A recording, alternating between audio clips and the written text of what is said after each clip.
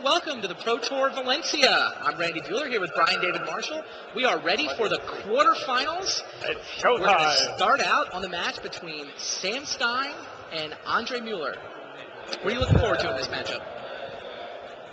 Finding out if Affinity is fast enough to beat a 7-mana sorcery. Should be fun. Sam Stein's playing an Affinity deck that he's had a lot of success with over the years. He's played it in PTQs. He's played it in Grand Prix. Put up some results. That was the deck he was confident with. His read on this extended format is that it was wide open. A lot of different decks can be good. You just got to play them right. So he took the one that he knows how to play.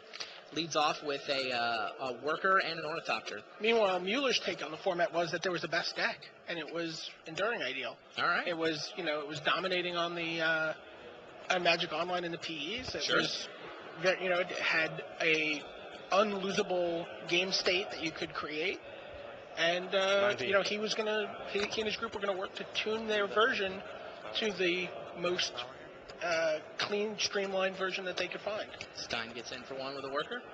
So what did they do with the deck? They saw it on Magic Online. They concluded that it was the best deck in the format. They took out a lot of the sack lands.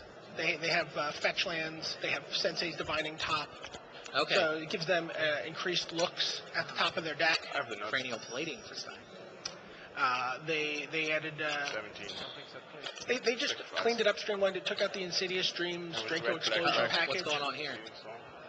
Seething Song off of Sackland, Seething Song, Enduring Ideal. Wow!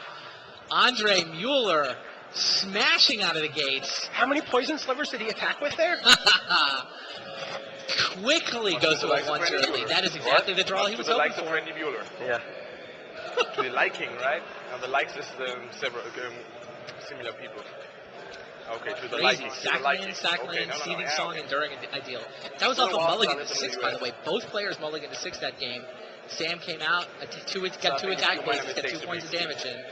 And so if you're wondering... What is Affinity supposed to do about that? Is there anything Affinity can do about that? I don't know if there's anything they can do about it game 1. He just has to hope that Andre stumbles a little bit and he can get in with his turn 3, turn 4 kind of like ideal Affinity draw and just attack him to death.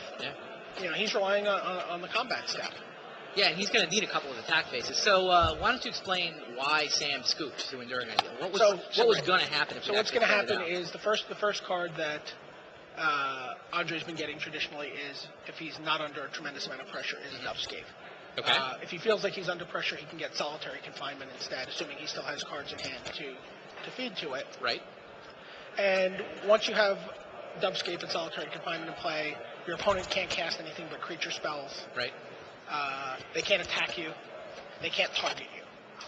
That seems like a problem. It's hard to win for you get a Honden of Seeing Winds. That gives you a card every turn to upkeep the Solitary Confinement. There you go. And then once everything's in place, you get Form of the Dragon, and you dome your opponent 4 times with Form of the Dragon, safely sitting behind your Voltron of enchantments. That'll do. Now, what happens in this matchup now that they're sideboarding? Well, I mean, Seal of Primordium is... You have it all in the opener? On the table is, except for the I guess, something of an issue. Spell Snare can hit you have somebody else at that So with the Seal of Primordium, he can find a way to break through. Maybe he can, if he has it on the table. Yeah, he needs to get it onto the table, because like you said, the first thing Andre's going to go get is Dubscape, and you can't cast the Seal afterwards. But he can cast it, leave it there, and that's something Andre needs to do. It serves as a form of disruption to give Sam some more time to get his attack. His attack's another. The problem that we were talking about in the pregame show is, for Sam to fit all this disruption in, he's got to dilute his deck to some degree. Now, he does have 6 disruption cards in his main deck. They're just not the ones that are relevant against Andre. 3 Tormod's Crib, 3 Pithing Needles. Those are going to come out. Right. And he's going to bring in, certainly going to bring in Cabal Therapies and Seal of Primordiums. He may bring in Spell Snares as well for Burning Wishes. Right. Now, but then the question is, what does he take out? Thoughtcast too slow in this matchup. That's plausible to me. I'm trying to see if the spell snare hits anything else in. So you like those sleeves? All right. Oh, it also hits the Cooler than Pentan. the black ones with like the yellow magic on the back. So Yeah, for sure. that seems fine. It slows him down. Not like he wants to sit around with a lot of untapped mana. But Sure. yeah, I mean, essentially, the affinity plan is I've got a lot of pressure. I'm going to force you to go off quickly. I'm going to do my best to, chip in some disruption from the sides, but it's mostly a race. Sam felt that this was pretty much unwinnable for him game one. Sure. So he thought it was pretty miserable. Anything interesting in Andre's sideboard? Not really. Not really. And Just that's on what his Sam land. said. Sam said he has 0 sideboard cards for me. And I guess he could bring in. I don't even. I mean, it's not like Andre needs sideboard cards, though, really. He's got a sideboard set up for actual problem matchups. 4 ley lines, because the dredge deck can actually get out there pretty fast. 3 Boseijus for the control matchup. What was the highest finish you saw for a dredge deck this weekend? I saw a couple on day 1, but now that you mention it. The deck that seemed to do a little better than that was the Cephalid life decks. Those seem to have a little more success. Yeah, it wasn't even clear what was the best way to get your deck into your graveyard. Right, it's like Narcomoeba comes out, and all of a sudden, okay, Dread returns, Sutured Ghoul, Narcomoeba, got it. Right. All I got to do is get my deck in the graveyard, and I win. But now, is it easier to go the Cephalid direction and, Right. Well, we saw Shuko Thomas Refstyle still playing for top 8, with 1 round to go. Right. Can you keep up with all this action? Yeah, but I think I only saw the one Cephalid life deck Right. in Refstall's hands. If he had won the next to last round, he would have been able to draw into the top 8. As it turns out, he lost the last one and wound up 26. Yeah. I don't think there were any dredge decks I don't remember significantly seeing one this into the morning. money. They were like, hey, It almost feels like that will make it a great PTQ deck. You might imagine Fair. how effective that turned out to be. Getting underway for game 2. Andre Mueller's quite a character. I don't know how much you've interacted with him. He's very entertaining to talk to. He was A little bit, not a ton. That's pretty Go much ahead. the only game where he's constantly moving. He's like sort of like all elbows and knees, and talks very, very fast and very, very intensely. Yes. We did a couple. Well, we did the deck tech with him, and he was just the cameraman was sort of like Having trouble following. a seasoned professional cameraman was struggling to keep up with him. And he was, I remember from Pro Tour Philadelphia when he was in the top 8, I was covering one of the other matches, and his sort of stream of chatter from across the room I was cracking up. I was having a hard time focusing on my match. all kinds of poker tournaments all the time. The thing is, it's illegal to give up prices. I don't even think any other matches have, gone 3 turns yet. We're already into game 2 here. I'm trying to get some updates on the other matches. It sounds like Remy Fortier has got Divining Top and Counterbalance going. Oh, His first very prize, nice. like, so many people Bodes well for him. pay you €15 and then they rebuy it. The other 2 matches pretty early, pretty even. Like travel to the Swiss. Mostly just land. Who is Fortier's opponent? He's playing Tina Roos. Is that right? Yeah, Tina Roos. All right, Mueller keeps it 6, and here we go. Same start for Sam Stein, except that he's on the play this time. A worker and an ornithopter. Mueller suspends a Lotus Bloom.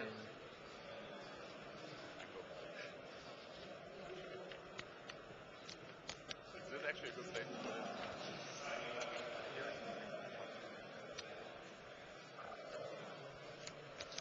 What's Stein got going on? Looks like he's got a worker. Not a terribly exciting hand. No, his hand's got another ornithopter and some artifact lands. Maybe one other spell. Here's the second artifact land. Oh, Chromatic Spear. Not very exciting. Is there anything in that hand that would have, if you're talking about bringing all this keep disruption to cyber, is that a hand that you're going to keep? 19. Oh, quick update. Shuhei Nakamura plays out an Exalted Angel, follows it up with a Sundering Titan, and Shuhei takes a 1-0 lead in his match against Takayuki Toike. Yeah. Those bear very little resemblance to Pouncing Jaguar and Albino Troll. I'm not sure what Stumpy Saito refers to. All right. Stein has got 1 point of offense going on. Mueller did mulligan. And double 0 points of flying. Right. He kept the other ornithopter in hand so far. Yeah. Second sack land from Mueller.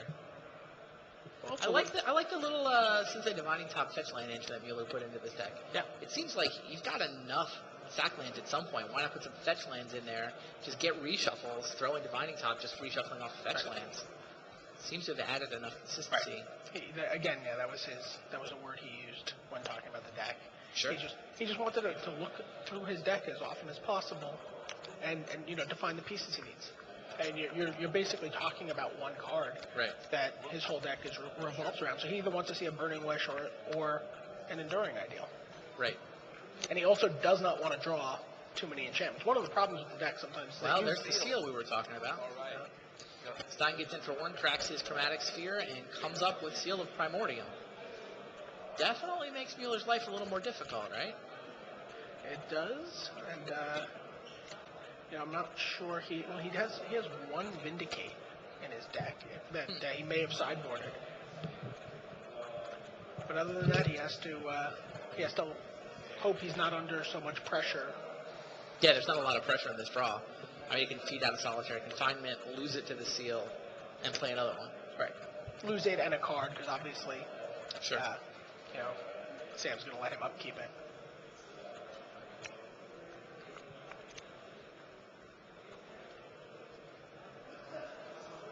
Certainly can't get in Form of the Dragon while that's hanging around. 17.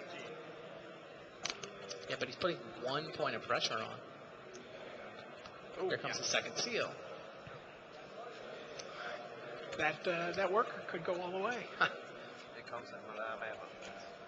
Sure. Okay. He sealed the Lotus Bloom.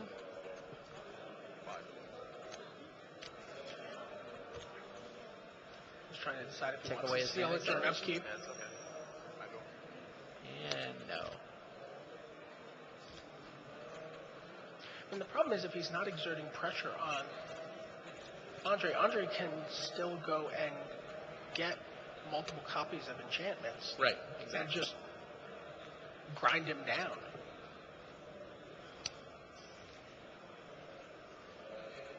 Play this fish.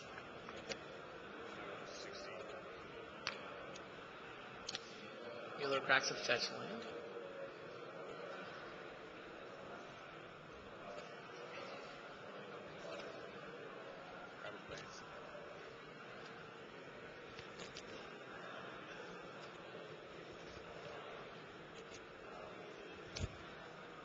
Well, he can also, it's kind of embarrassing, I forget this, Pernicious Deed kill enchantments.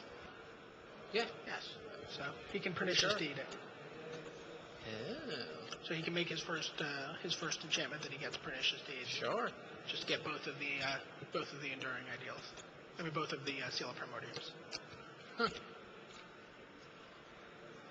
That's a good answer. Needs to have, 2 mana untapped so they can get them both? Is this ideal? Does he have it already? 5. Sounds like it. Yeah, that's 7 mana. That's the only 7 mana spell in it. Wow. There's the Enduring Ideal again. Sam's not going to scoop in the face of this one, but once Pernicious Deed comes down, that is clearly not good. Like you said, there it is, Pernicious Deed. Andre Mueller looking to go up a quick 2-0.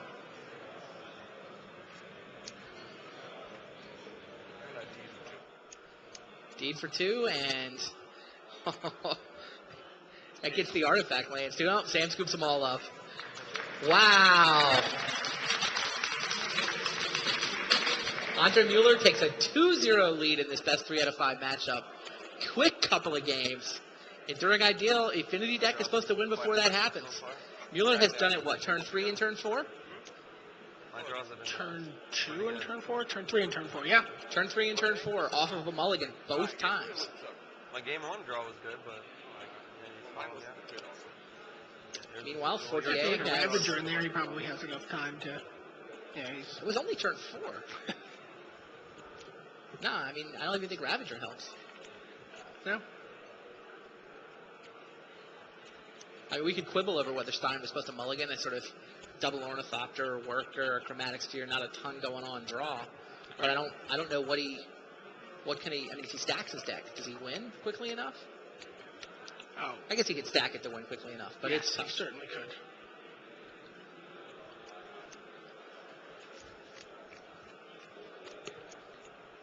All right, got an update for you. Julio Barra and Makihito Mahara have finished their first game.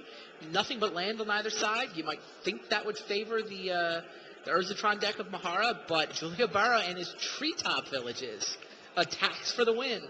Mahara looking at Wrath of God, and Wrath of God has no answer for Treetop Village. So Julio Barra takes a 1-0 lead.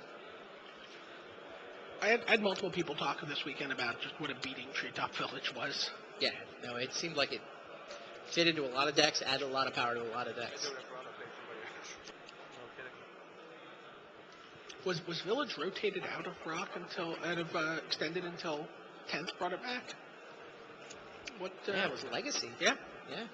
So that's one of we talked a lot about all the cards that came back into standard through 10th edition, but Right. There are a handful of cards that also come back into extended. The lands, Mod Fanatic, etc. I'm just glad I didn't play this counterbalance things or whatever. I would have liked it if you were.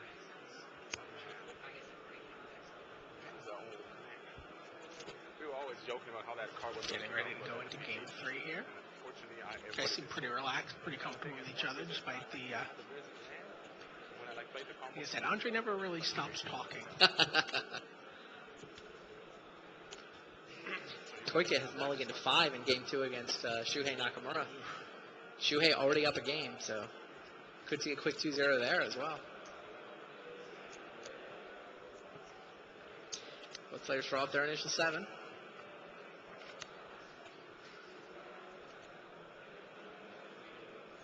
And Remy Fortier wins 1-0. Venser on Gifts Ungiven to counter it. Oh, very nice. Try that again next turn. What do you think of that draw from Well, this looks. he's got 1 land? He's got 1 land, Ornithopter, Frogmite. He's got the Ravager. He's got the. He's the second land to cast the Ravager, though, right? Yep. I think you keep it. And yeah, Wheeler's going to mulligan. Get a couple of Lotus Blooms and some sack lands, but And he's no got, he's action. got the I Cabal thought I was Therapy. going to mulligan again. Interesting. Do you lead with Cabal Therapy? Well, he can lead with it, get some information, and then he can play a Worker on turn 2 and sack it onto an Ornithopter. Oh, all right. Or just sack the Ornithopter if he wants. Well, it doesn't matter. He can actually do it both that turn, right? Yep. So, So you think Therapy, second Ornithopter, Therapy second time? What's your lead? I'm not sure you care that much what Mueller does on the first turn. Really? I'm the opposite. I like Sure. live so much better. I mean, if you lead you'd rather let him draw a card and right. get a If you little lead more. with the Worker, you set up for turn 2 Ravager if you draw a land. Sure. Maybe go nuts with Cabal Therapy on turn 3. Mueller's only had 2 turns at that point. Okay. Can't really do anything. I mean, I guess turn 1 Well, Therapy, the you turn, can get his Lotus Bloom. or his top. Yeah.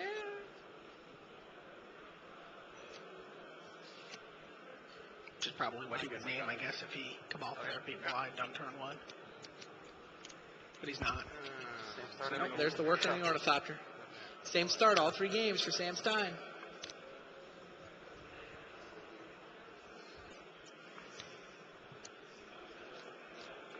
It looks like Andre's trying to decide whether or not he wants to play a sack land or something else.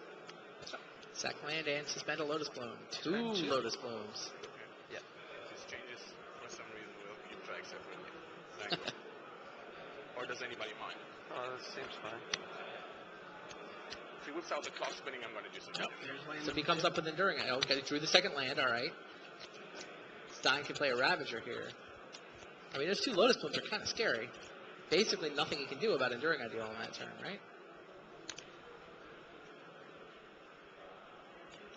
There's your Ravager. And there's your Broadway. Right.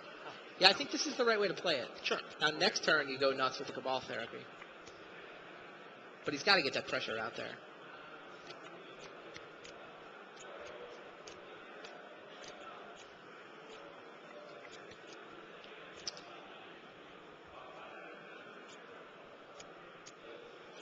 But of course, you still have. Will he be able to kill him in time?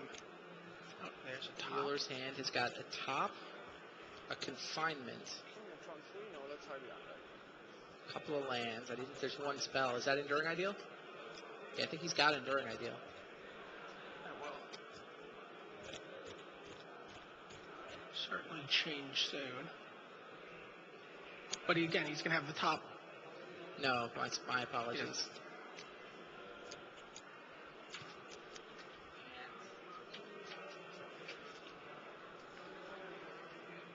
Oh, it's a Pentad Prism in his hand. I think that's what Andre's thinking about. Trying to figure out if he wants to play that this turn, or if he wants to lay the top. Comes into play tap sack land and the top. He's dividing top. Now extends his hand 3 cards deeper into his deck. Yeah, right, that's going to be huge after he loses. He's just going to lose most of it too. Here. And Pentad Prism. Yeah, Sam, I mean, the Lotus Blooms are the scariest part of his draw. Oh, like if he floats an Ideal on top of his deck.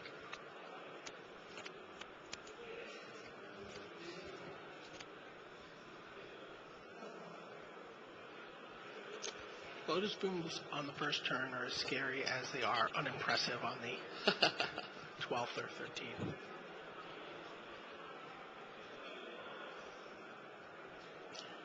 Spell Snare, Seed of the Synod, Cabal Therapy for Sam Stein.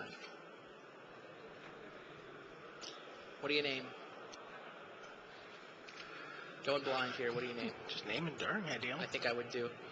That's the thing you ultimately care about. Yeah.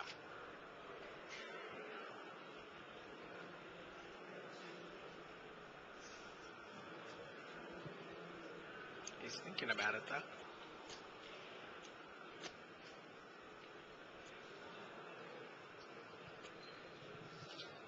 Sounds like Nakamura gets another Exalted Angel.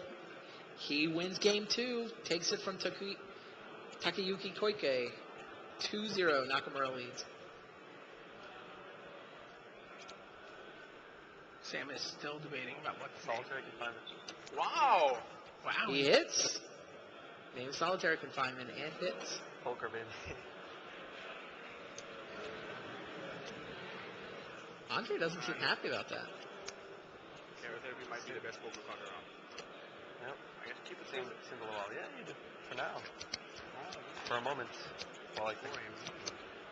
Okay. How many cards do you have? 2? Two. The question is not how many cards he has, it's how much power can he put out. Yeah. +3, +4.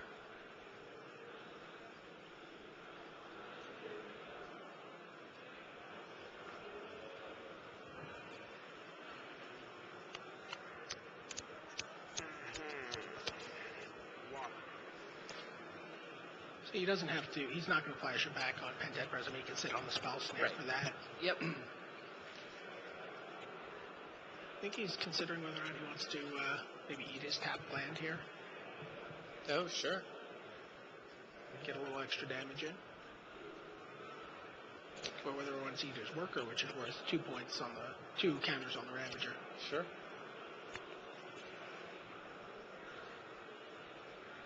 He's got 2 turns before the Lotus Blooms come in. I might eat 2 lands here.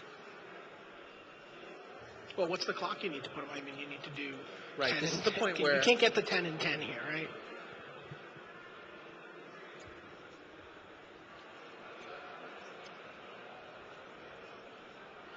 So that's All 2, yours. 3, 4.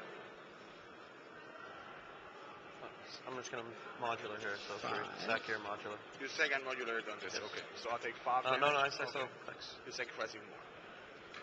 5. He can get another point 6.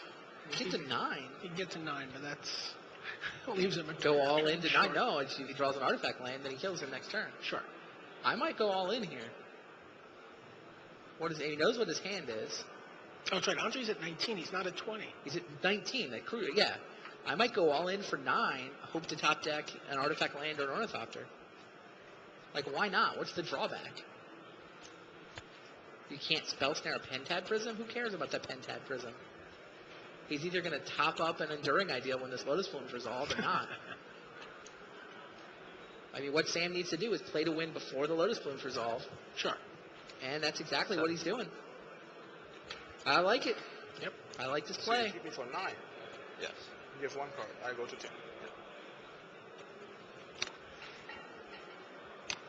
Okay. Yeah, Sam Stein moves all in. So this goes Hits to for 10. 9.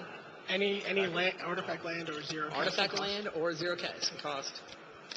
And he can win next turn. Mueller is digging. Can't see. See a Dovescape. Dovescape top Mikakura, not going to get the job done. Interesting. It's almost like Sam took the solitary confinement in anticipation of this plan, Yeah, maybe. because that's the one card that Andre could drop Andre it, can buy drop himself a it and couple buy of himself a turns. couple turns. Absolutely. Good Although he point. doesn't have any way to. No, I guess he can. Oh, he can if He yeah, gets 2 turns to it's- upkeep yeah. it. I don't know. Yeah, it's not very good. Yeah. Pretty good. Who knows?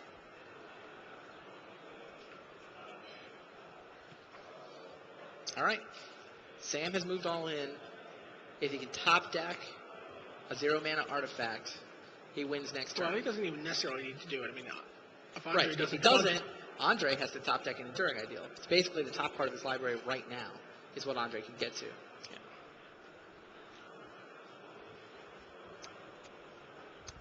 You got it? Okay. And there's your artifact land for the win. There it is. All right. Sam Very Stein, well ladies and played by Sam gentlemen. Stein. Very Yeah, well right. played game. Stein takes game 3. Oh, Again, so he's I need it, not or a stranger to doing that kind of did I that need to draw affinity that or math. no? Oh, not sure. I have to see it. Get to see more? I have to see one more card. Another card. Another card? It wasn't going to Andre anyway, so. Sam did not have to do that, but very easily could have. Like we saw, Andre got to look at like 5 or 6 cards. The Yeah, that was was Enduring closer. Ideal. Yeah, I knew you had the confinement for sure. Like, I was like 90%. How did you That's know why I it? went for it. You said, can you kill me next turn? And when you had just the artifact land, I figured you had maybe a plains But don't or a teach stack him. land. You got 2 games left to play. Don't tell him what his tells are. That's what I always say. You should keep your mouth when you play against guys who are smarter than you. That's the same in poker, right? When you But get who's a better Andre poker saying player, that you should to? shut up. I can't tell. You can trash on people that are better than you. No. But you can Don't trash say on people who are worse, I right? thought I'd do the same. You just don't say anything. Yeah, you can. If they're worse. Interesting. Yeah, I learned that one in Magic a long time ago. I just forgot to. Was that the last card you expected me to name? I know it wasn't. It was actually You pretty seemed pretty shocked when I said it. No, I was just surprised you really hit it. Huh? Sam was clearly you trying to shocked, stick the right? needle in here, right? Like, whoa. I considered saying it's real easy to hit. Yeah. Then I didn't. Both Well, I know posturing I a little bit. knew Clearly. No, I didn't. I was just, I don't know. I figured that you might. Well, you see, you think, okay, this guy has me. When he really does, then you're extra surprised because you thought, oh well, that was just a I feeling. don't know if No, I that would have can't. considered solitary confinement as the I wouldn't have had you card otherwise. to name there. Yeah. Still great. Well, I mean, I hadn't thought through the math. I mean, if Sam had already figured out the 9 plus 10 option. Right. Then Enduring Ideal is irrelevant because the Lotus Plumes don't have time to resolve. Right.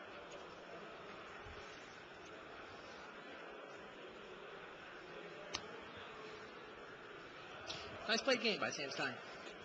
Let's see if it matters or not. At least I got one, right? That's pretty cool. Not fun to get sweep. On other tables, Makihito Mahara got an Exalted Angel face down, but Deed for 0 took it out. 7 and 3, and then Those morphs had don't us have a drop. converted mana cost. And then he just played one face up Oh, the next really? turn. Oh no. Yeah, because of the flying thing. He had his flight Sunday morning and couldn't didn't want to spend like 2,000 to get it changed because he didn't have a shot at top 8. You know.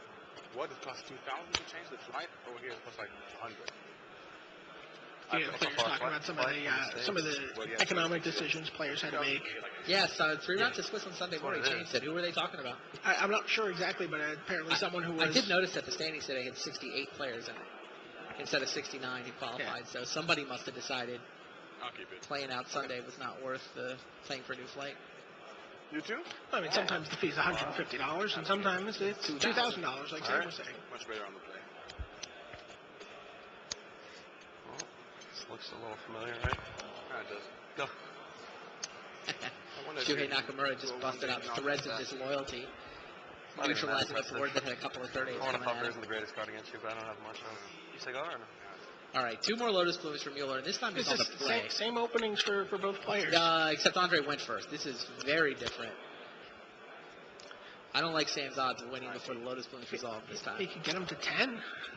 Yeah, the get him same to draw. 10. Great. There's a Glimmer Void. Couple of workers. Thoughtcast. Oh, he still got the Thoughtcasts.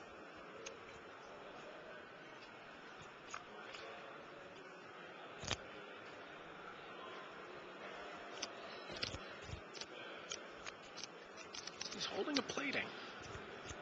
Interesting. Of course you're going to drop from. Oh. No, I wouldn't be thinking. I guess.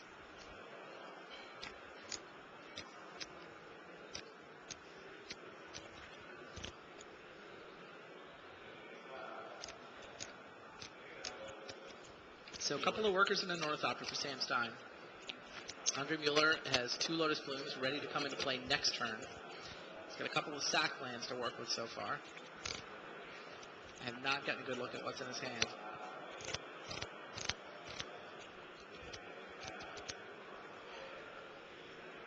See a Seal of Primordium from Sam Stein. See a couple of Seething Songs, a Pentad Prism. I think that's a Burning Wish. So Andre could Burning Wish here. Probably doesn't want to.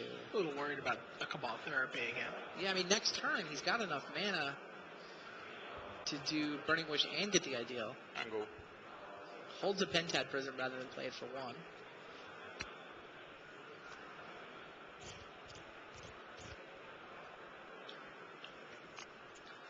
Trying to look as helpless as possible. Here come those player reading skills again. The very feeble Hugo. You want how many cards? When they're trying to look weak, usually means they're strong. And Andre Mueller has got a Burning Wish. He's going to have 3, 6, 7, 8, 9. He's got plenty of mana. Next turn, he can untap. He can Burning Wish to get the 1 Enduring Ideal out of the sideboard and cast it. Can wash 2 mana through a Pentad Prism if he has trouble with getting the double white. Well, he did 2 Lotus Blooms. One of them for red, one of them for white. I think that's fine.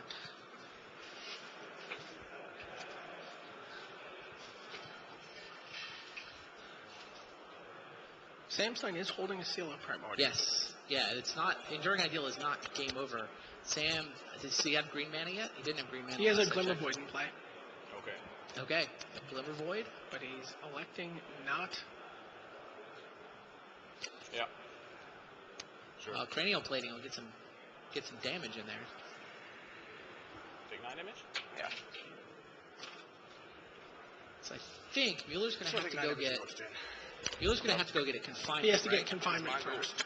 And then Sam Stein's going to be able to hit it with a is that Seal good of enough? Primordium. Does he win? Yeah, I Andre's I think he's a point short. Well, if he plays another artifact, that boosts the Planial Crating. Right. So pretty tight little game here. Andre is ready to go off on his 4th turn. Sam's got him under decent pressure, though. How big is Sam's ready to kill him on his 4th turn. Is he 7, 8? I see 9. He needs 1 more artifact. Am I counting it right at 9? 1, 2, 3, 4, 5, 6, 7, 8, 9. Yes, you're correct.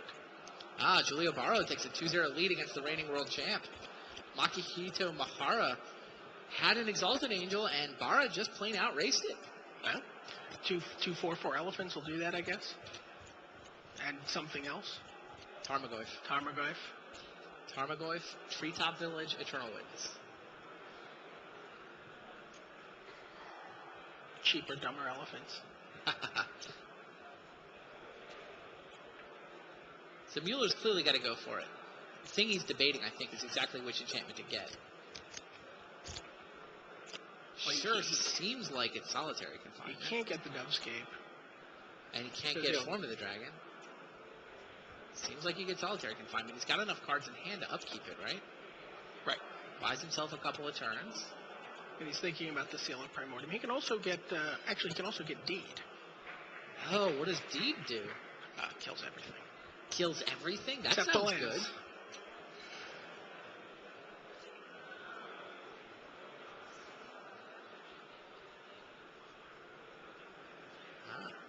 Koike has taken a game from Shuhei Nakamura. A couple of Grim Lavamancers and a Firebolt got the job done at the end. Deed's got to be the play here, right? Sure.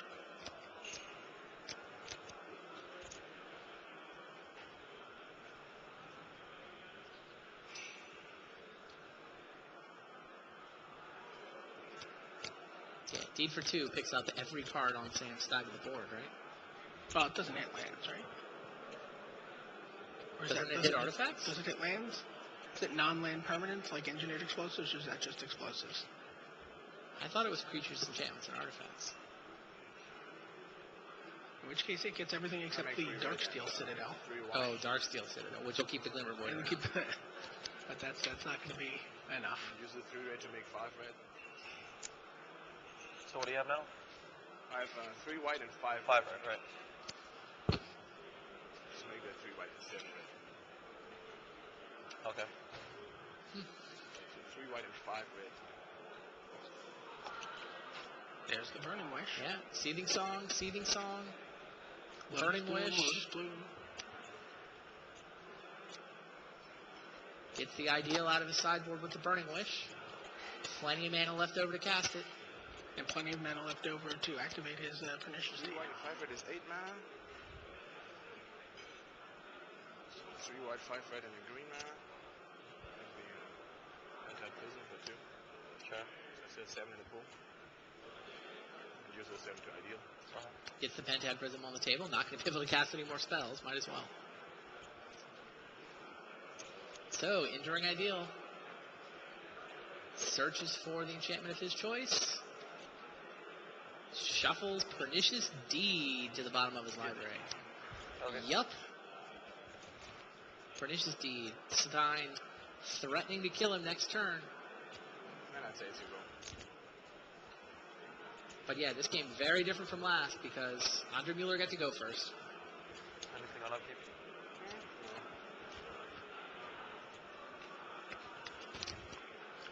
He knows there's no Shrapnel Blasts in Right. Sam Stein's list.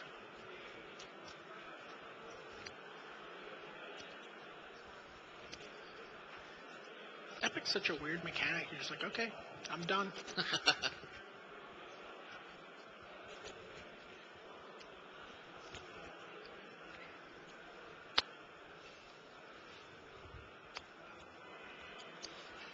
What does Sam do? Does he have an out?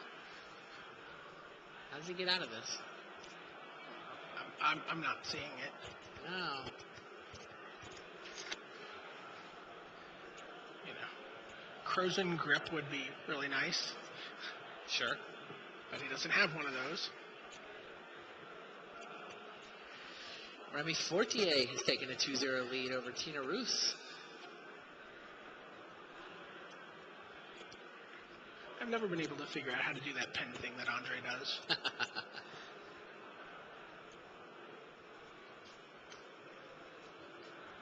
Nah, me neither. Yeah, I don't see.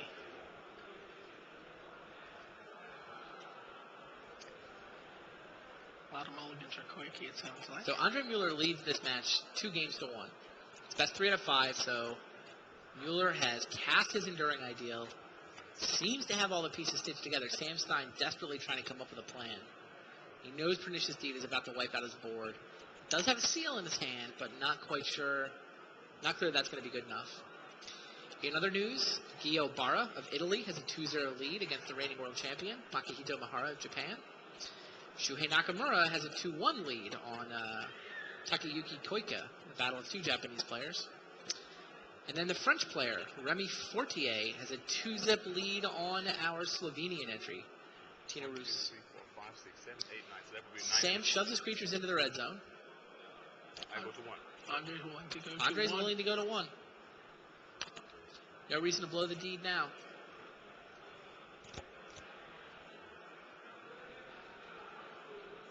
Very confident. I mean, Andre knows his deck, knows the deck lists.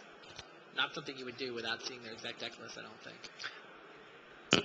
I'd be a little nervous about letting him untap. Yeah. Yeah, and this question, you might play this differently. You might be worried about yeah. Crossing Grip. Absolutely.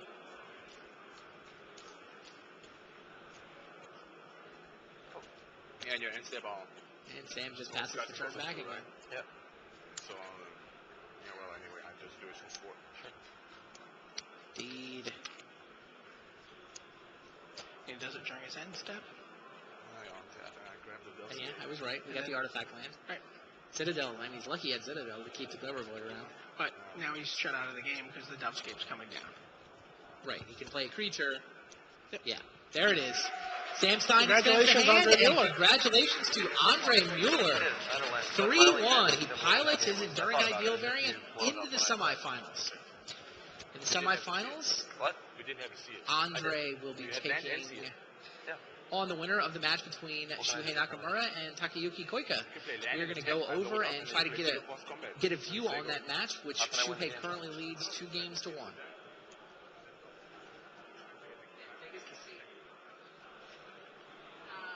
Oh, you're dead. You're at 10. I had it.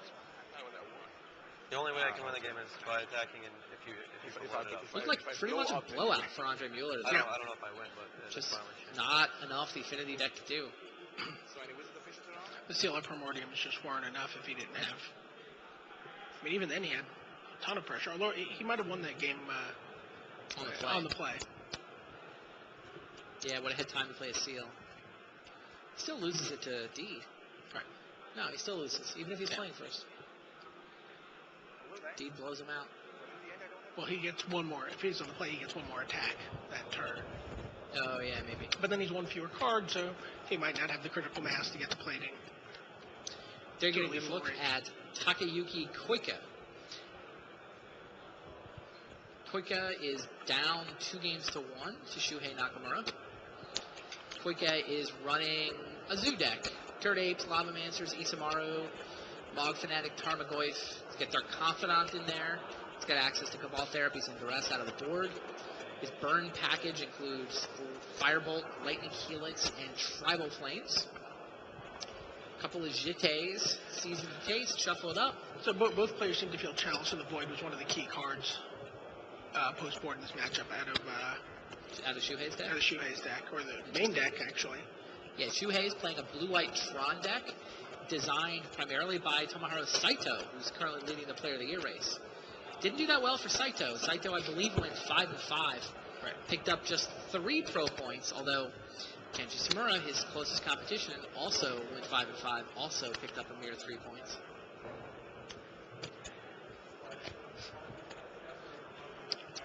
$18 apiece. What just happened to the Grim Lava Mancer? I believe it got condescended. Okay. Yep, they did. Did we just choose not to pay? Wasn't that condescend for 1? He has a Condescend for 1, crackland. he chose not to pay. Assume he has another spell. That was bait for Dirt Ape or something? Shuhei is, He passed the turn? Why did he not pay? Did Shuhei really just get away with that? He condescended for 1. And Koike said, yep, you got me. Is he Wow. Is he not willing to pay 3 life? Had he not played the land? Oh. Oh, he played the creature before he played a land. Oops. Well, maybe he wanted to bait out the condescend for something he's going to play this turn. He still could have played his land before his spell.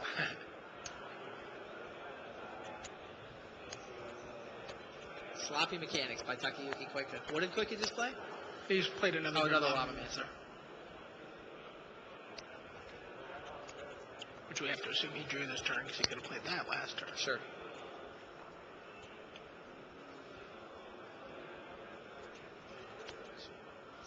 Nakamura drops an Engineered Explosives, and bye-bye board. Explosives for 1.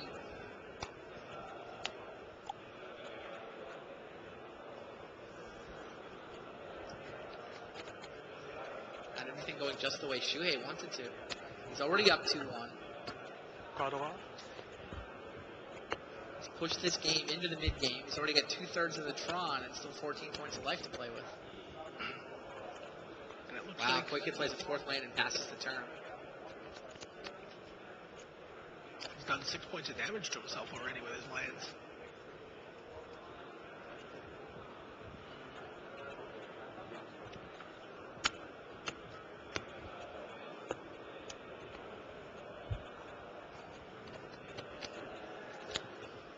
And the Tron is in place for Shuhei. There's a Firebolt. Firebolt you. You're going to take 7 of those from 14. Here comes a bunch of tokens. What is that, 5? Many Pro Tour player 6. cards into the interplay. He's got himself and some mates. It's 6 tokens and about 500 Pro Tour points.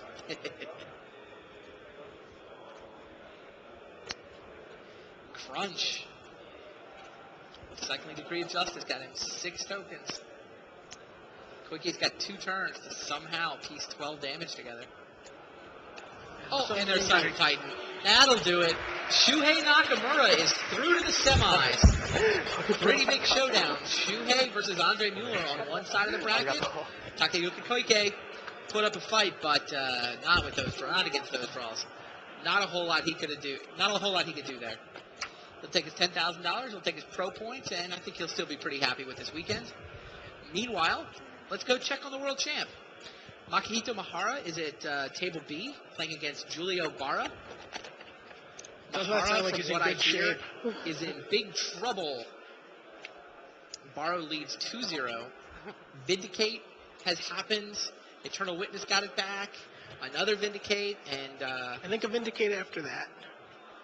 4 Vindicates from Julio Barra. And Mahara is down to a couple of Hallow Fountains, a Teleria West, 0 pieces of the Ursatron. A couple of Treetop Villages and an Eternal Witness for Julio Barra to apply some pressure. What are the life totals in this match right now?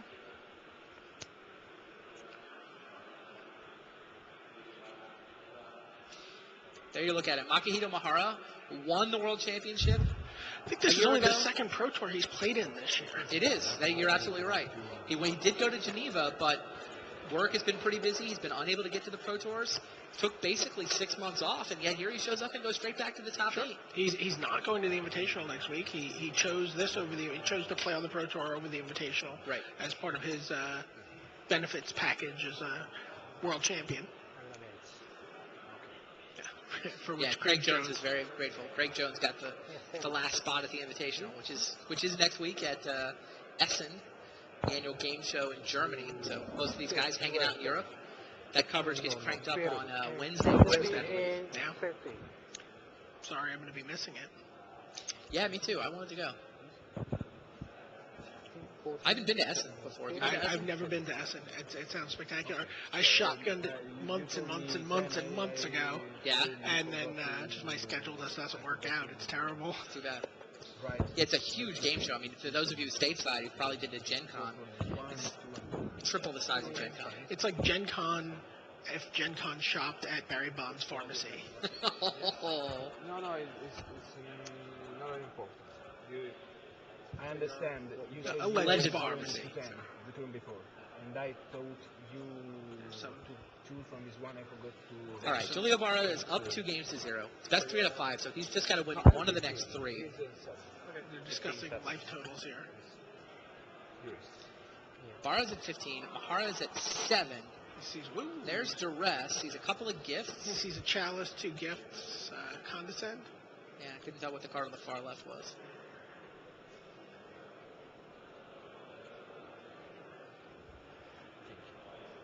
Thirst for knowledge, maybe. It's in Japanese. We know that much.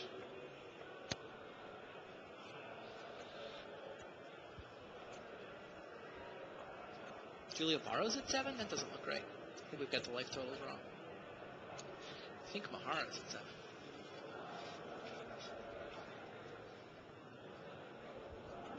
I guess he could have taken a lot of damage from his lands.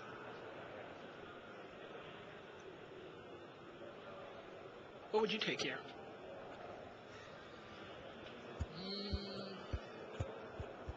Ah, there we go. It's 15-7. They were reversed. Yeah, right.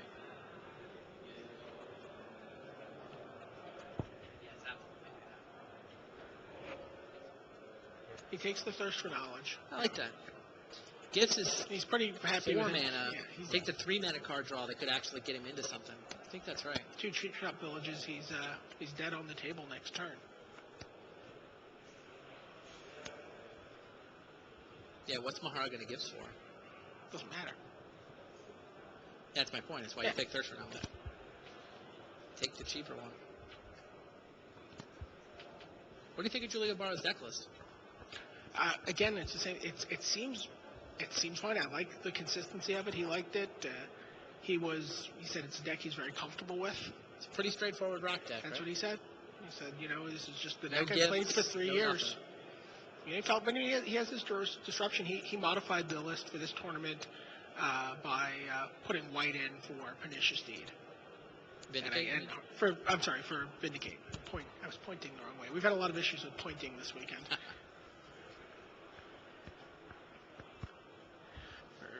Went to dinner last night with Rich Hagon, and Yeah. there's some language barriers when you're visiting a foreign country. Sure. So the waiter brought us an English menu, and we pointed to the 4 things we wanted. Okay. And he brought us 1 1/3 of them.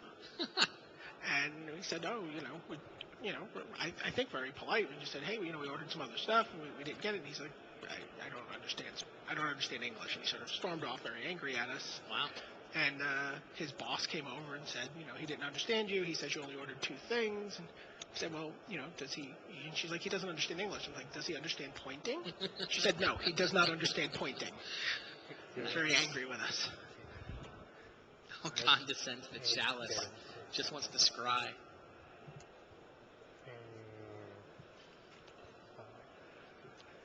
You could say that that's an American. I had 2 British gentlemen with me.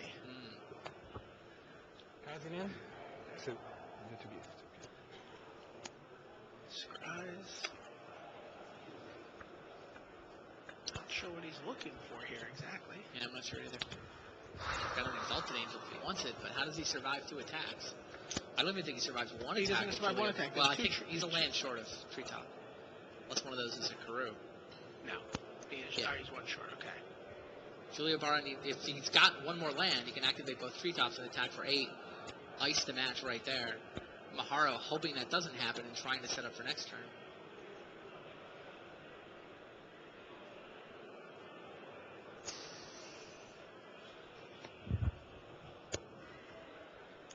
Go.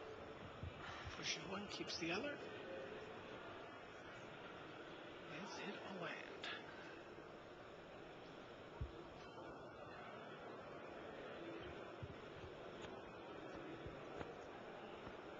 Deed, Vindicate, Chainer's Deed. For Julia Barra.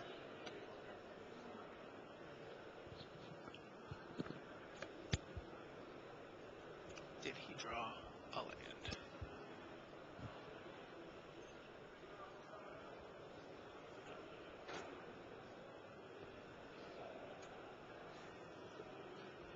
Doesn't look like he can kill him this turn. Not the body posture someone who drew the lethal forest.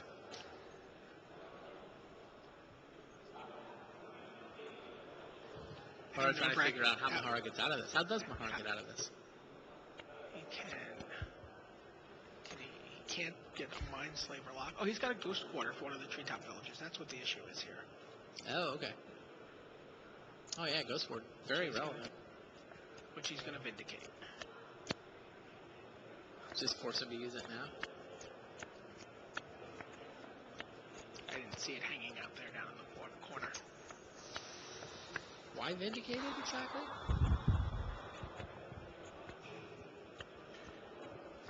Maybe he drew an additional land. And then he can activate the other treetop.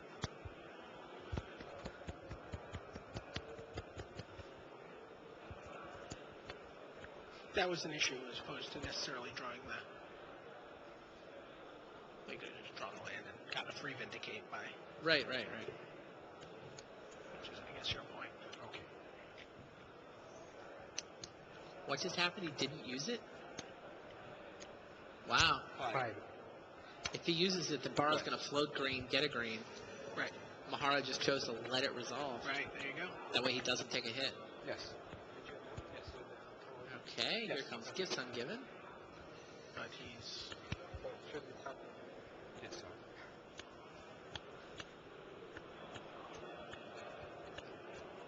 Right, that's why. Right, he floats the green. And then... Yeah, if Mahara had used the Ghost Quarter, then Barra could float a green, get a forest, activate, attack the other one. Right. Mahara would be at 2. Now, he's still got to come up with answers to both Treetop Villages. Treetop Villages sound like they've just been amazing in this matchup. And this is just a main phase gift here, right? Yeah. So he's Main just, phase gifts, he's just saying, do I have any answers in here? I don't think It might be he upkeep. does. Not sure. Well, even upkeep.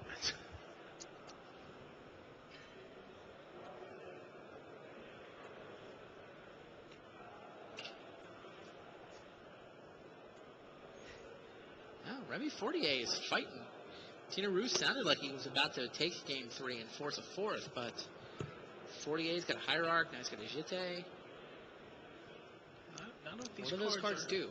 going to do anything. Although we've seen Mahar in this untenable position before. He figured a way out. Don't move until you see it.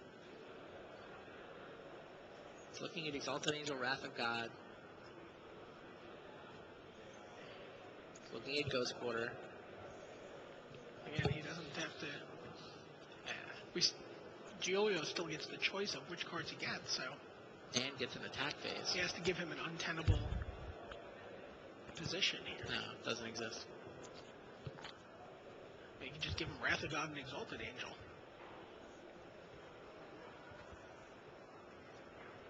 Doesn't matter. Well, I think... Does Mahara have another Ghost Quarter in his hand? I think Mahara might have a second Ghost Quarter.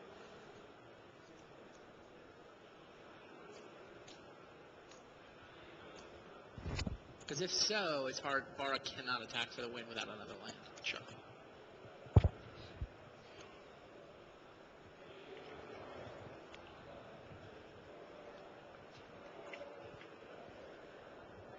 So he's got Decree of Justice and Exalted Angel in one pile right now. That's what he's Assume that's considering. you certainly don't want to give him the Ghost Quarter. How many Ghost Quarters is Mahara running? It's 2 in the bin. He has 1 Ghost Quarter main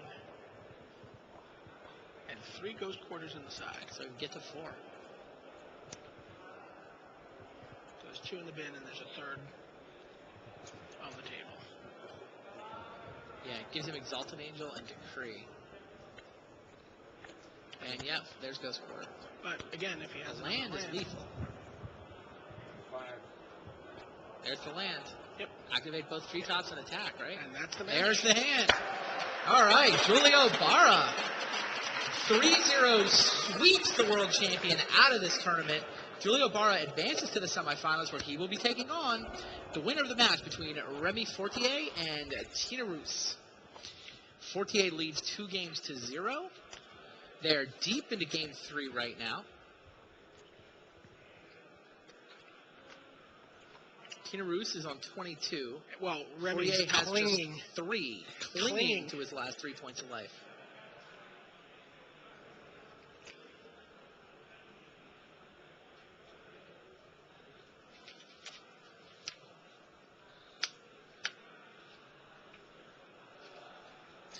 By the way, we're going to have an announcement at the beginning of the semifinals that I got to tell you guys about. That is, I got to tease you guys about. So it's pretty cool. Just for those of you listening, wondering what you're going to be doing after this match. Right. Once we get ready for the semifinals, pretty cool announcement. And everyone who emailed me about me not announcing this 2 weeks ago, and Mike, I had teased out that there was going to be an announcement 2 weeks ago, and it didn't come. All right. So hopefully we'll get this one out there, but it's big stuff. It's pretty exciting. All right, 48 digging. There's Thirst for Knowledge. You get a good look at Tina Roos, Slovenian PTQ winner, playing in his first Pro Tour ever. And that is Remy Fortier. And if you've played on any Magic Online PEs in the last couple weeks for Extended, you've probably seen Manuel B playing the deck that Remy's piloting right now. It's designed by Manuel Boucher and Jonathan Rispal. Okay.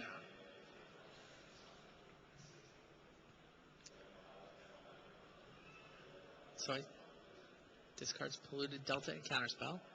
See an Eternal Witness on Tina's side of the board. Explosives for 3. Explosives for 3 can deal with Eternal Witness. Is there no Treetop Village buried under there?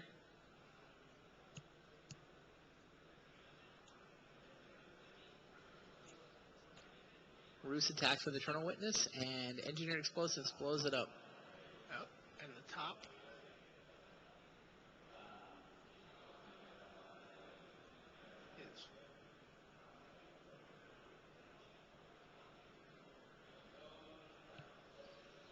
Nothing else from Tina Roos. Is Tina Roos out of gas? He's got a top go. Oh, Tina Roos is out of gas. Yeah, he's got a handful of land. Down comes Trinket Mage. That's a reshuffle. So funny. I actually saw Tina Roos playing during the Swiss rounds, and he was watching he was playing against, I believe it was Thomas Rustall playing the Cephalid life deck, and he's like, did I not do my homework? Is this a real deck? I didn't. He took this tournament very seriously. Apparently put a lot of work in it with his local group. And, he actually stayed at the same hostel as a number of the Iowans. And Bill Stark and that crowd. And I was like, so what's he playing? And he's like, oh yeah, there's a guy in contention for the top 8 was staying with us last night. It's like, what's he playing? He's like, I don't know. He wouldn't tell us. He's guarding his deck very. 1, 2, 3, 4, 5. Indrik Stomphowler. Stomp on the top. Forcing him to flip the top, right? Yep.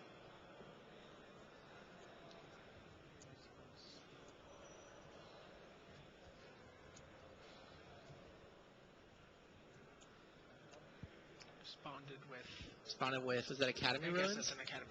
Academy Ruins to put what, Jitte? To put his Jitte back on top.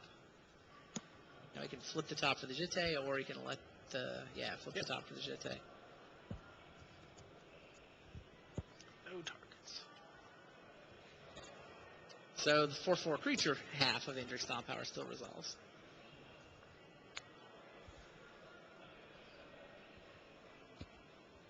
So what's the deal behind this Manuel B deck? What are you trying to do? Just play a lot of good cards. Good cards? Just good stuff? Get good cards with your Trinket Mage. Sounds like Engineered Explosives for 5. Wow. Boom. Down goes Stomphowler. Just have access Trinket Mage getting in there. Suddenly Remy Fortier is on the attack. And he replays his top. The deck wants to have access to all its good cards and be able to use them over and over again with Academy Ruins.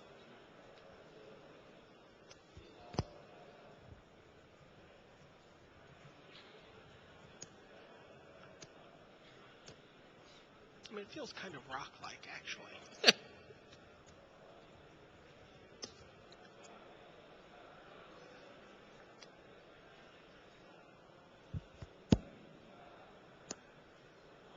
Oh, that's a good draw for Tina Roos. Trying to figure out what he can do to get around the Academy Ruins. Recursion for Engineered Explosives. It still has a Jitte to cope with.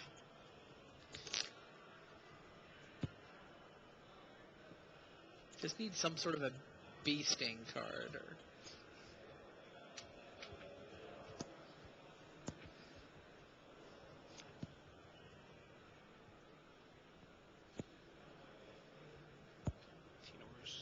no direct damage in Roos's deck, right? Nope. And not after sideboard either, although he... Teneb is big enough that you can't explosives that. It's a 6-drop. Only 5 land types, right? He probably wants the Living Wish for Withered Wretch here. Oh, Withered Wretch is good. Yeah. So what's he go with? Teneb. Teneb. Genesis. And what else? Probably an Eternal Witness or a Living Wish. Eternal Witness, Living Wish, yep. Yeah, and trying to create something Makes sense. somewhat untenable for your opponent to split. You can give him the 2 monsters, but then he just gets something back. Give him the 2 creatures, but then he just gets something back with Eternal Witness that he wanted anyway. How do you split that? You don't give him Eternal Witness. And you don't give him Living Wish?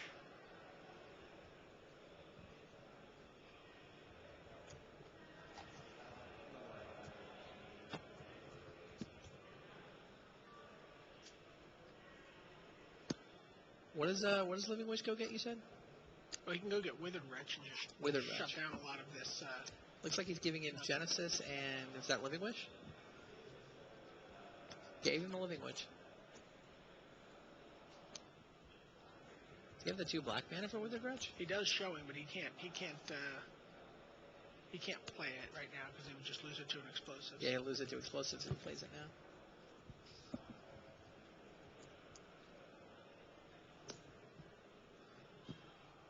Just plays out. Yeah, 5 mana for Genesis, sure.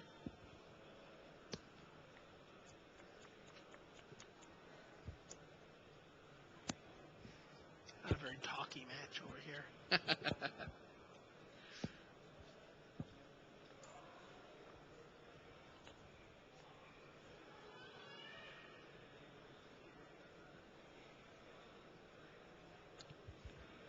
48 looks at his top.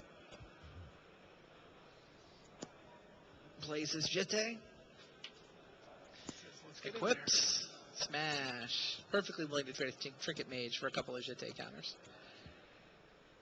there. And Tina Roos is perfectly happy to get his Genesis going into the graveyard. Yeah. And there's their Confidant. Whoa, a little risky with 1 life to play with. I think we know what those Jete counters are for. Well, he's going to draw lands with the... Does get to set it up with the top, but still.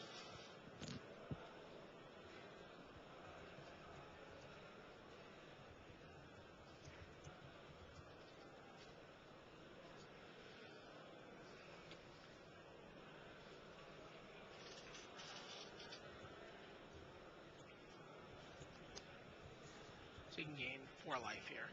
Right? Is that correct? Yes. Academy Ruins is really working overtime this game. 48's deck did not look like the kind of a list that really depends on Academy Ruins. Well, I mean, again, he's got Trinket Mage, so he can search for all sorts of high utility artifacts. Not the Jete. But not today. Let's try this. You're welcome.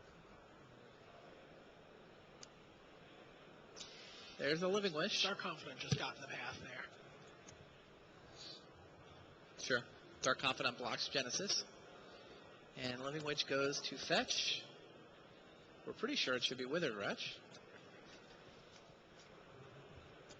Fetch Eternal Witness. No, it's Eternal Witness. Which in turn goes... Which goes and gets Another Eternal Witness? another Eternal Witness. All right.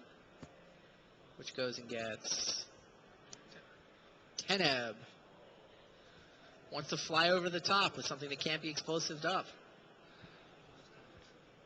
Forget Withered Wretch, says Tina Rose. Give me the dragon. Dragon.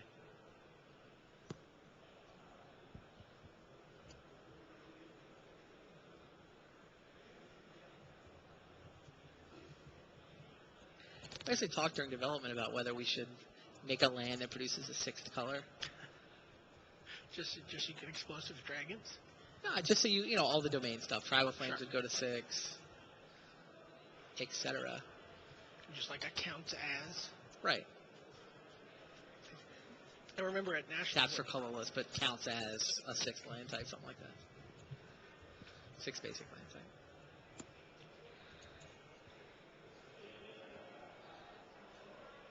Flips top. Does this work, by the way? 48 seems to have a lot of action going on. I don't know if any of it answers a dragon, though. There's Trinket Mage that reshuffles. Well, the dragon's still not in play, so I guess he has a, Will be next he turn. has to still deal with the witnesses and Genesis at hand. Right. And it's not really eager to kill the Genesis.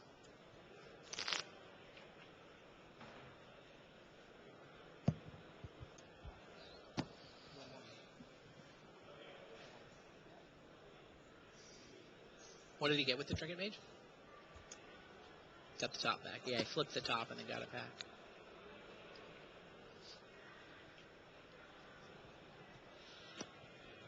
And it's back in play. Sure. No, don't pass the turn yet. Equip the Jete. There you go. Kill 2 witnesses, chump block Genesis, get 2 counters, Yep. try again next turn. Yep.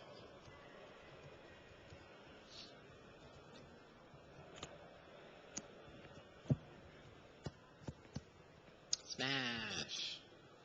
Bruce Yeah, sends a pair of Eternal Witnesses and a Genesis into the red zone. Yeah, I watched the finals of a PE where the deck that Remy's playing was playing against the Gifts Rock deck. Yep. And it went 3 games, 25 turns each game. Wow. So, All right, as we expected, Trinket Mage blocks Genesis. Pair of Jete tokens take out the Eternal Witnesses, and back to 2 counters on the Jete. Cabal Therapy. Sees a stifle from Fortier. and then imagine it's time for the Teneb. Time for some harvesting. Dragon. Teneb the Harvester. Which one is Teneb's special ability? I believe he reanimates. Reanimates?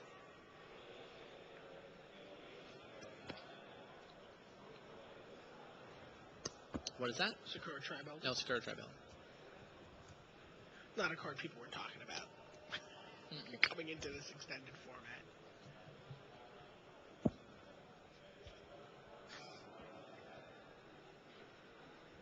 Remy's trying to figure out if he has any more turns left in him here. And he doesn't. No. Tina Roos attacks with the dragon. Too big to get engineered explosives away. And Roos is on the board.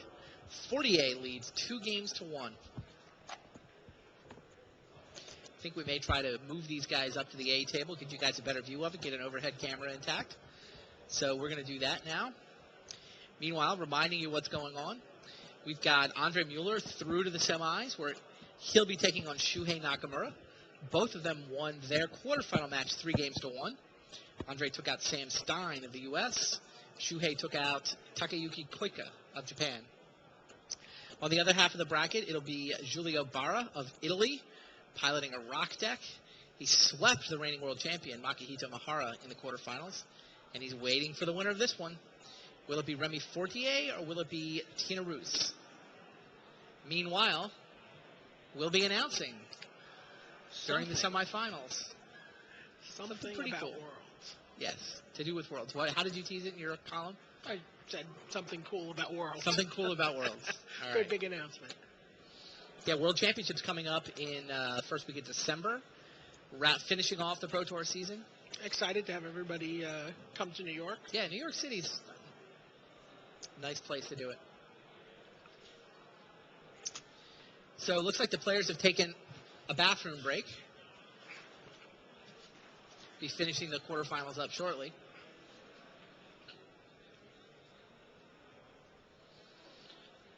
Hello again. Brian and I have been watching here with you guys. Quarterfinals. Do we just tell them now? Sure. Do we need to save it? We got 5 minutes. All right, so here's the big announcement. World Championships going to be in New York, going to be in December. And Worlds is going to be awesome. We got a bunch of cool formats. They're playing Legacy this year. Should be a great way to round out the Pro Tour season. But most of you guys watching probably aren't planning to actually compete in the World Championships. So what you want to do is you want to come and you want to play side events. And the cool thing that's going on with the side events this year is we're giving away a car. A Toyota FJ Cruiser being given away during side events.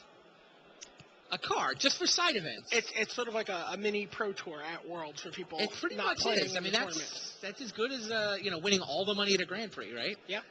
So probably the biggest non-invitation event that maybe there's ever been. Yeah, and that's a car that retails for It's like 30 grand. 30 grand. Very cool. It's a $30,000 car. All right, so if you want $30,000 Toyota FJ Cruiser, here's what you got to do. At Worlds, there's basically two ways to get into the car tournament. It's going to happen on Sunday.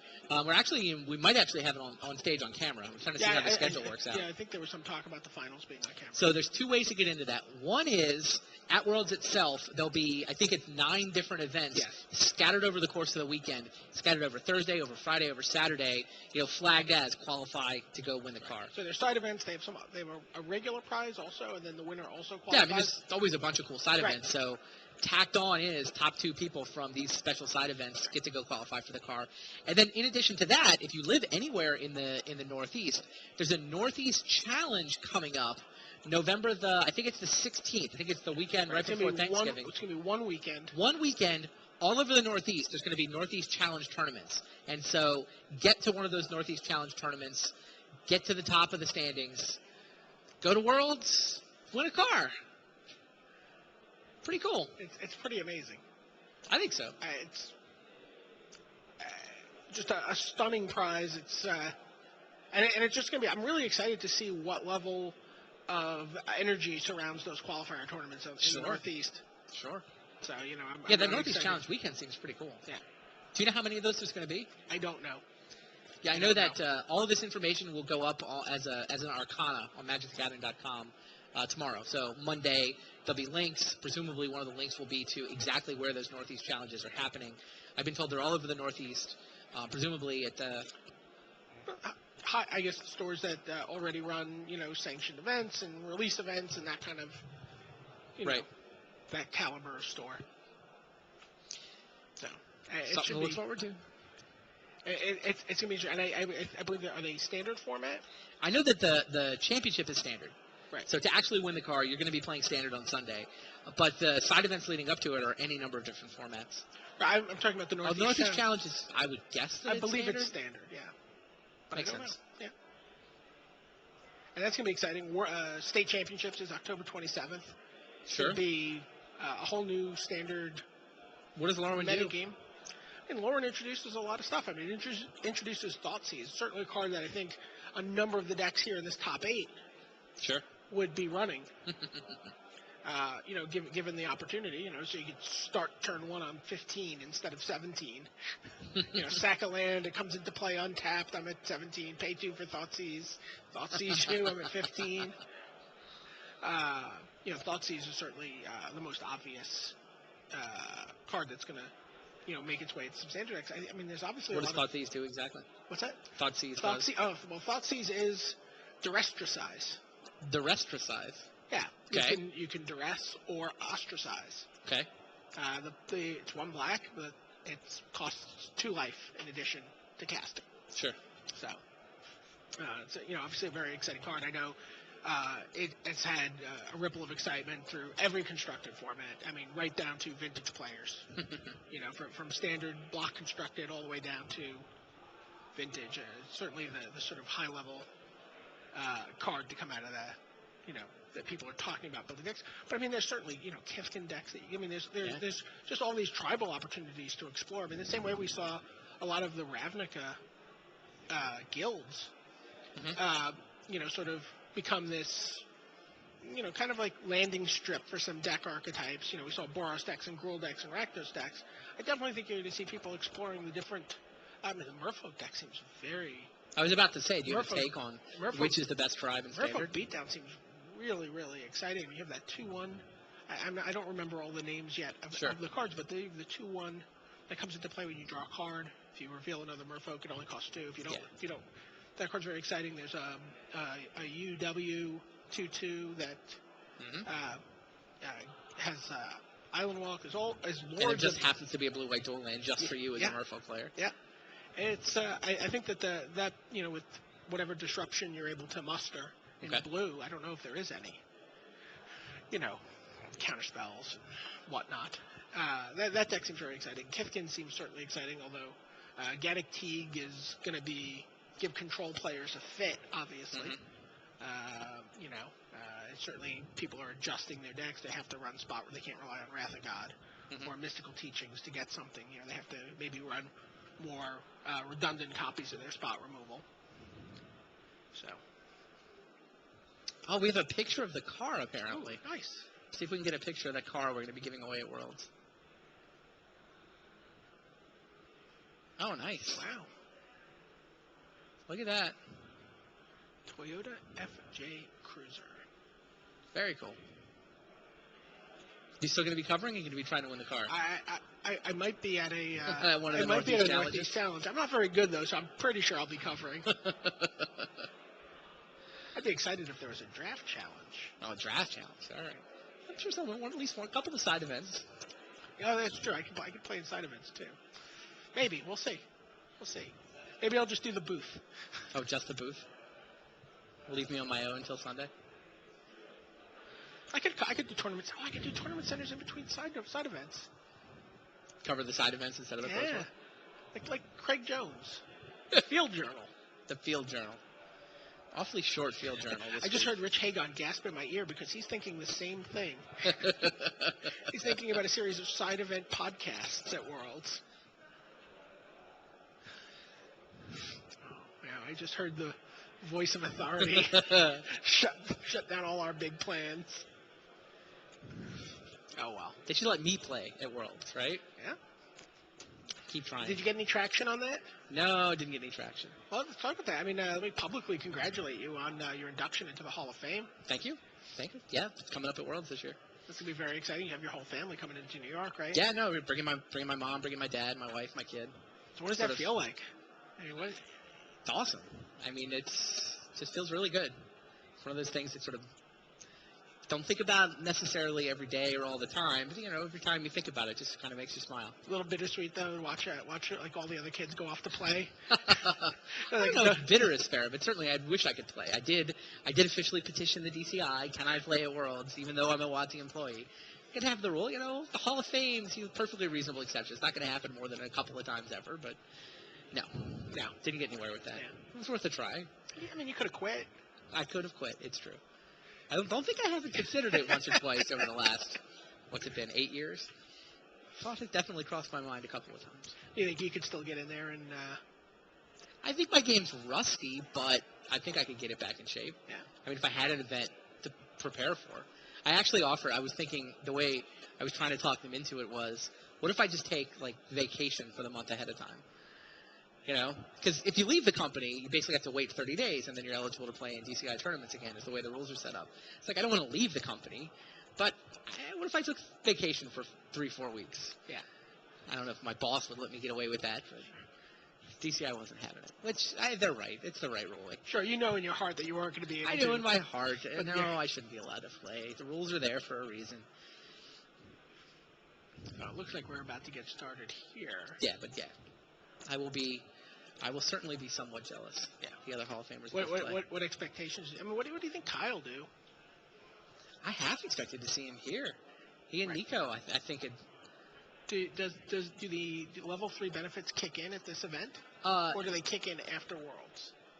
No, they don't kick in, but it's one of those things where say if Kai Bude applies for a sponsors exemption, the tournament before he gets inducted to the Hall of Fame, I imagine the powers that be would have offered. They would have figured out a way to make that happen. Yeah. So, it's nice to see Nico again. Yeah, it'd be great to see Nico. That was I did a couple of interviews with people, and that was something they're like, it'll be really nice to, this sort of sense that. Yeah. All right. Well, we'll talk about that more, I'm sure, plenty of times between now. Meanwhile, we've got a quarterfinals to finish. Remy Fortier and Tina Roos are back from their restroom break, and we will be. Is up. There you go. There's the there's the stage, 3 empty tables, and 1 match left to round out the quarterfinals. Round out the semifinals, finish off the quarters here at Pro Tour Valencia. 48 is up 2 games to 1. Is up 2 games to 1. 48 on the left of your screen, the French player running a deck that's been very good. Knew exactly what, Cabal Therapy for Dark Confidant, swing and a hit. Tina Roos also sees a Jete, an Explosives, an Island, and a Chrome Mox. Tina Roos from Slovenia, playing in his first Pro Tour ever, as basically a Gift to Rock deck. A lot of answers to pretty much everything. Deck that he and his teammates have put a lot of time into. Really felt like, they studied the format, they figured out what sorts of threats people were going to show up with and what sorts of answers they wanted. So far, he's had all the answers. Going to have to rattle off 3 in a row, though, if he wants to go through to the semis. It's interesting looking at I'm just looking through the sideboards from the top 8, and it looks like only Andre Mueller really had the huge overload sideboard for the dredge. The ley lines and the he Tormod he has 4 ley lines and 3 Tormod scripts. Some of the people had stuff in the main deck, right? Sam Stein is just starting 3 Tormod scripts. Why not, though? Yeah, it's Affinity, right? It's an artifact. 0-mana artifact. It's fine. 48 dropped a Jete on his second turn. I also saw, I was talking to Stephen Menendian, who was playing the Mind's Desire deck, He was playing Taps, yeah. And Tormod script in there as a Storm Enabler as well. Yeah. You're like, all right, 0-mana artifact, I can drop it on my Storm turn, or I might be playing against Dredge. But, as you watch these matches, you see, Graveyard was tremendously relevant. Yeah, on both sides of the red zone in this match, in the last game. True. Both players were relying on Graveyard recursion. So, I assume 48's also got a main deck Tormod script that he can get with Trinket Mage. Let's take a look. He has 1 Tormod script main. Yeah, Trinket Mage. And he has 2 more out of his board. Don't know if he would actually bring them in here. Engineer's Explosive takes out the bird. That's interesting. They're fighting over Bruce mana. is struggling on mana a little bit.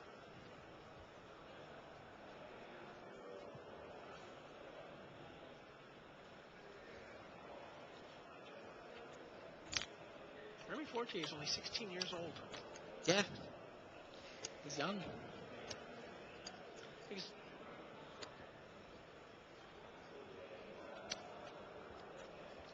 Or did I get those wrong? Is Russ 16?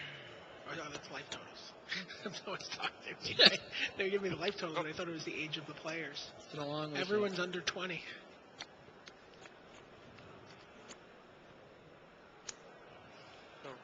Jete just sits there and says, Sure. It's kind of amazing that we're here in the top 8 finally. It really seemed the way for the a while, weekend has gone? Yeah, it really seemed for a while like we were just not going to have a Pro Tour. So you were at the site on Thursday. Yes. How late were you here? I was here till about... Were you walking back to the hotel through the rain? 11:30. Okay, so 11:30. When Greg and I decided to run through the rain to go back to the hotel and get some dinner. Okay. And we got soaked. Sure. And water was coming down the stairs like frothing. It was like a waterfall. But it was dry in here. And then when we came out of dinner, we saw Andy Hatt running through the streets to get back to the site because apparently there was a leak. Yeah. A leak, or perhaps... And then I'm rooming with Greg, and his phone rang about 2 in the morning, and he's like, we have a staff meeting downstairs. Staff meeting downstairs at 2 in the morning. They're like, what? He's like, the site's flooded. And the updates just kept coming in all day. It was an amazing job by the event staff. Yeah. But there was really some doubt. You had electricity and water kind of commingling there for a while. What did he just go get?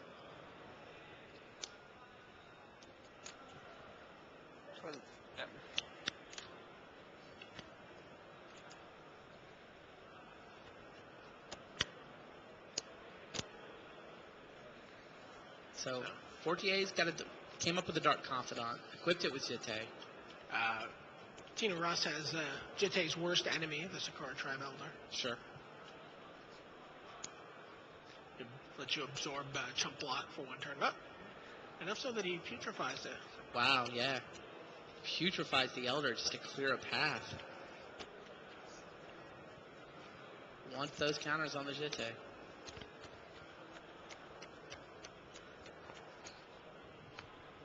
Racing against an elephant there.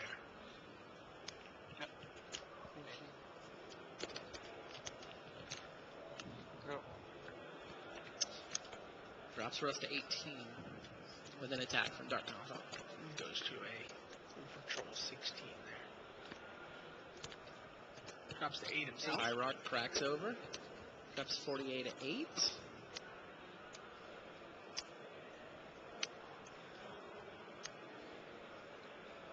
Smells like Eternal Witness. No. Another Hierarch. Oh. Gifts Ungiven from Tina Roos.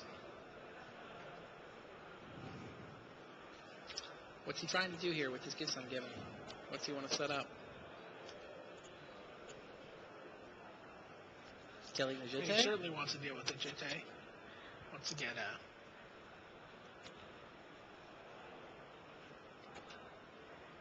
Putrefy, Pernicious Deed, Vindicate he can get.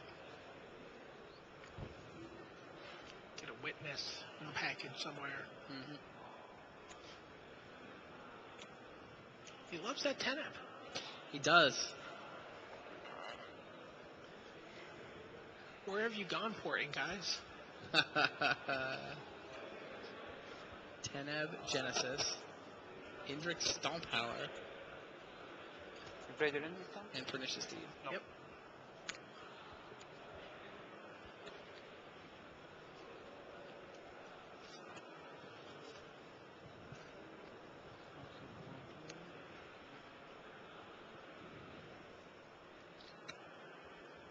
Looking at those new Magic sleeves. I keep thinking everyone's playing unsleeved, but I like them much better than the black sleeves with the yellow logo. Stomppower and Teneb go to the bin, so it's a Genesis and a Deed.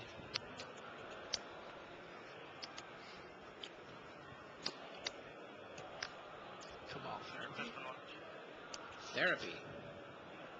Naming Thirst for Knowledge, which he saw off of Nails the the Dark thirst. Confidant, I believe. Using explosives and a Mox. Yeah, Thirst had been revealed by Dark Confidant last turn. Land off Confidant.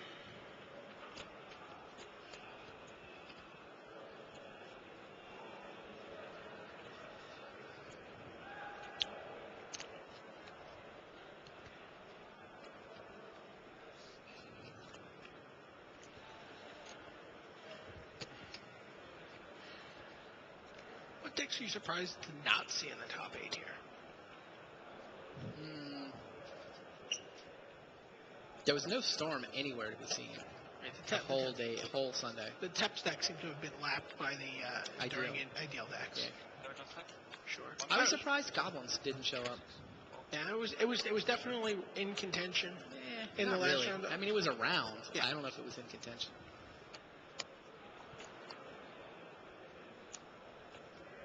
Okay, so he's aggressively using the Jitte right now. He just pumped Dark Confidant to 6. And then Okay. restocked 2 counters on top of it. It's not going to be very long for the world anyway, so. Deed's gonna blow it up, right? Deed, or what did he get? He got Deed and Genesis in hand, so.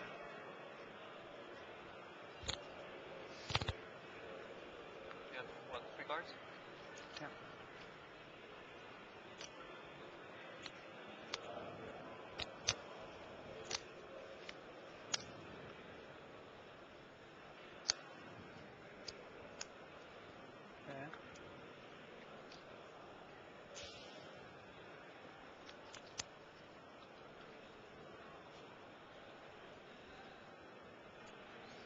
Plays the Deed.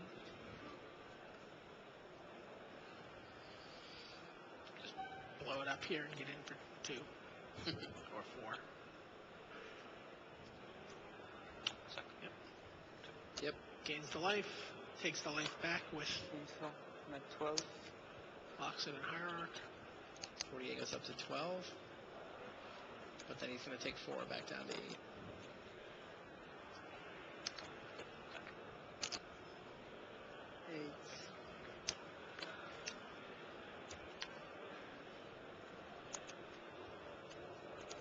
Now what for Remy Fortier? Well, now I think he clings on at 2 life for a few turns. So, I mean, he's got Teneb. Teneb's not coming yet. Teneb's in the graveyard. He's got a 4/4 Genesis he's going to have to deal with also. Yeah. Which he really can't afford to kill. Nope.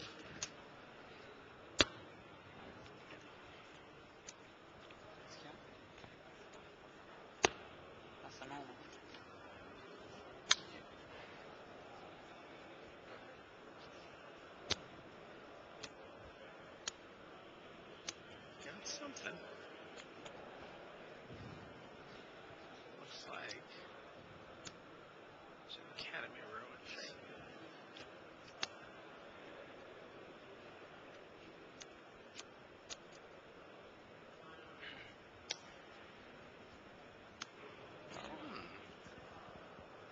Tarmogoyf. Presumably plenty big enough to block Locks on a Hierarch. I'd be shocked if he wasn't the 5/6.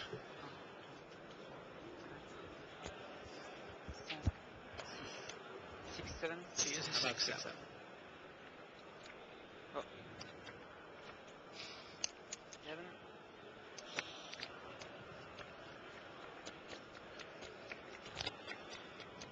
Seven to 11. Kind of surprised by the lack of Tarmogoyf in Tina Russ's version.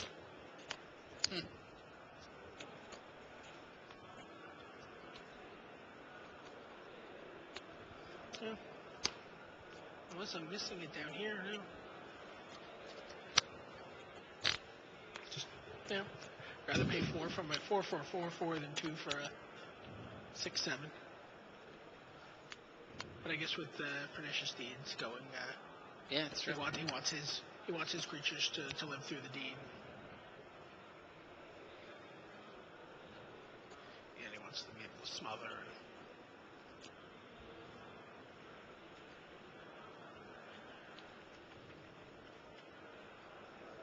Also, no Tombstalker in either of these rock-like decks. Tombstalker was a card that people were very excited about coming into this event. I was still a little surprised to not see that. Genesis. Down comes Genesis.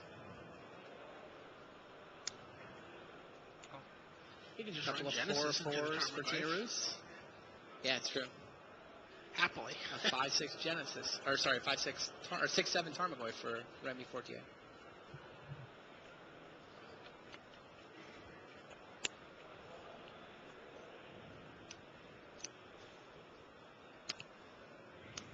Dark Confidant.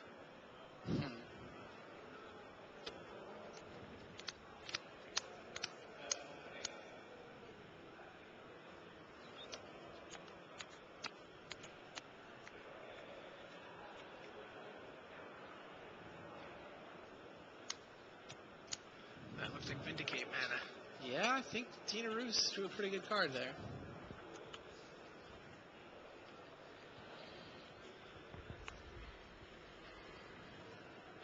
Yep. Now down goes Tarmogoyf. In comes two And 4/4s. yeah, crunch come the 4/4s. And Dark Bob Confidant. steps up and takes one for the team, but Remy Fortier's at 3. He doesn't have the spread of mana he had in the first game, in the last game we watched, to be able to engineer explosives I can regenerate. for 5 here.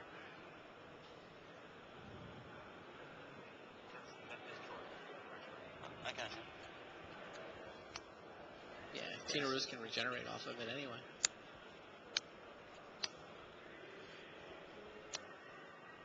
So, in which case, I will add a Bailoff to my table.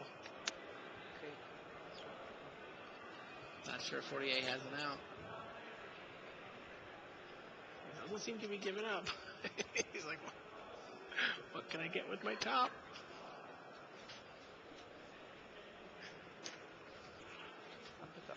Scoops him Yeah. up. I didn't think there was Wow, so anything. Tina Roos rattles off a couple of wins and sends this to game number 5. Who do you like in game 5, Brian? I've watched a lot of Fortier's deck online, not him playing it. Right. I've been just incredibly impressed with it coming Okay. to this event. I like it, but I'm also really impressed with Tina Roos's composure and just his seems like a very steady hand. I think I'm going to give the edge to Tina Roos. I will go first. I think I like Remy Fortier. Yeah. He's going to get to go first. You know, he'd love to see a top in his opening draw. Really sort of set this deck up. I will. I'll switch allegiances very quickly if Remy opens up with like a top Bob draw or something like that.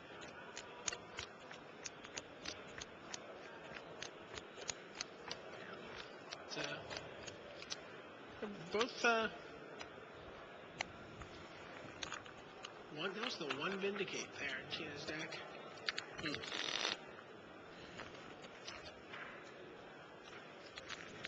That was his big alteration to the deck. Oh no, I'm sorry. That was Julie who added multiple Vindicates to his list. Right.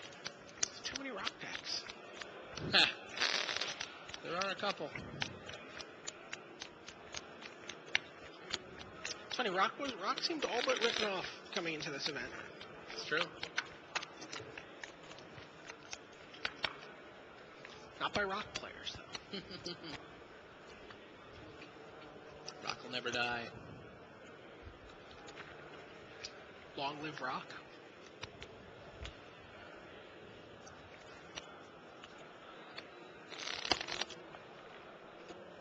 Wait.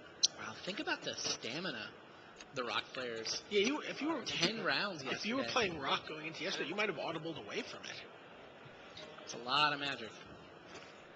A lot of magic, turns. and it never feels easy, right? No. No, nobody wins. You don't have a spell that you just cast and go, oh, you have it? No? All right, I win. Right. Doesn't happen. You know, they try to. I mean, they have a semi-unfair card in gifts, ungiven in the gift Some version. of them. Some of them. I hit. Others are like, that card is too good. I cannot put it in my rock deck. That's just not fair. That wouldn't be fair. No, it doesn't look like Remy had your top. Uh-oh. 17? No.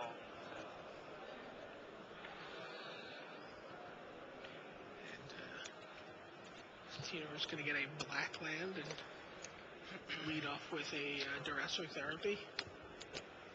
Starts off at 17.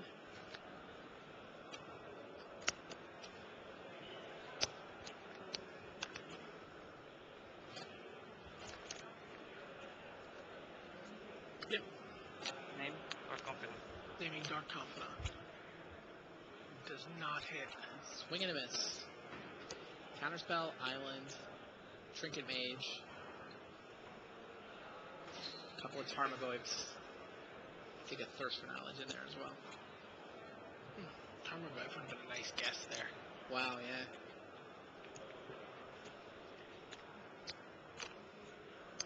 Okay.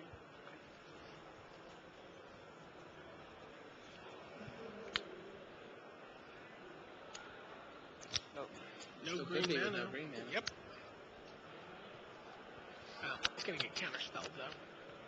Sure. He's-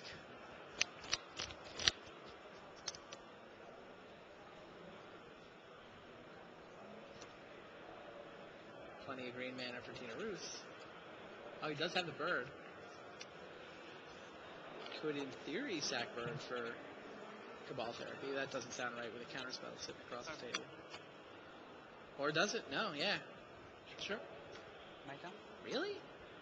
Don't you wait for next turn? What good does it do to debate the counterspell there? Next turn, he can tap the bird for mana, summon a 4/4, then sack the bird to flashback therapy. He set himself back a full turn. Yeah, I don't like that play. And here comes Trinket Mage. Yeah, that's the other thing is that Fortier has got to be nervous about getting both his Tarmogoyfs nailed, so he's going to be unlikely to tap out, which is an advantage for Tina Roos.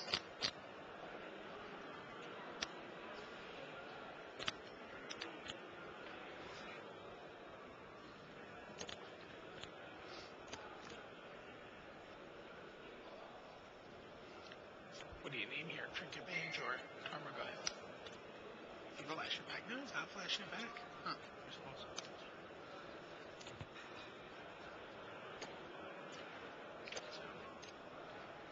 How would you sack that? Oh, he doesn't He's- have it on.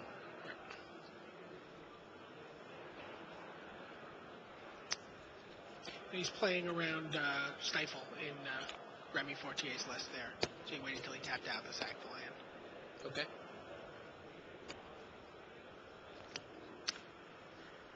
I mean, even if he doesn't think he has it there, probably doesn't want to forget. Sure. Let him do it, then draw the Stifle.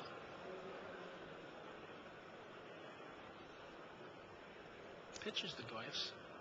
Pitches one of them anyway.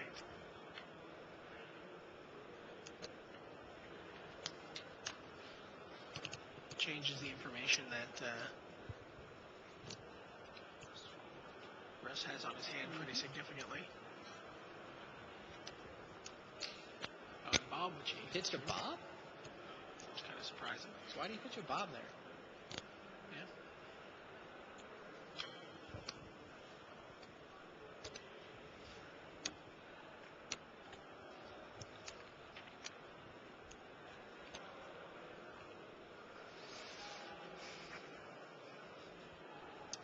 Game 5 here. Best 3 out of 5. Either Remy Fortier or Tina Roos is going to the semifinals. The other one will have to be content with 10 grand. Tina Roos was pretty content with 10 grand when he won his next to last match.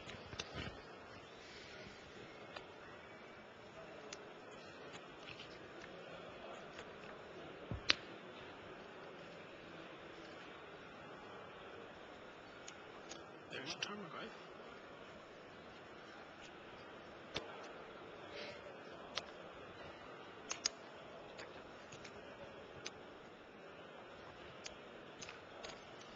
He's taking his time on this Sakura Tri-Belder. He just wants to get some value out of it, I guess. Sure. Absorb a hit from a Tarmogoyf. Possibly use it to foil a Jete. Sure.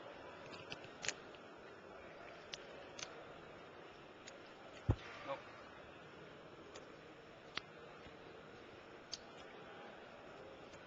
Hierarch comes down for Tina Roos. Jumps back up to 18.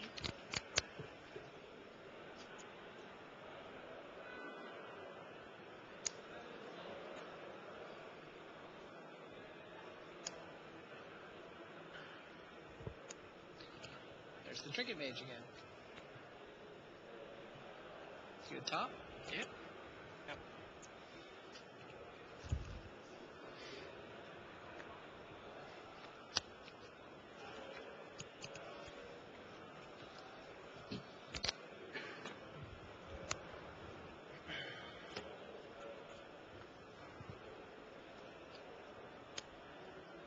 And plays the top. And he plays it. Yeah. Go. Think? Yeah. Head Judge Brower looms over the table. Swing. You know that? Hierarch gets in there.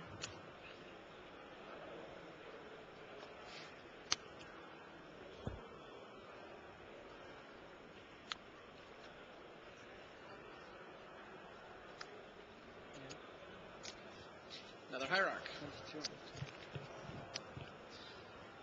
11 to 22. Roos just playing out elephants. Fortier is holding an engineered explosives.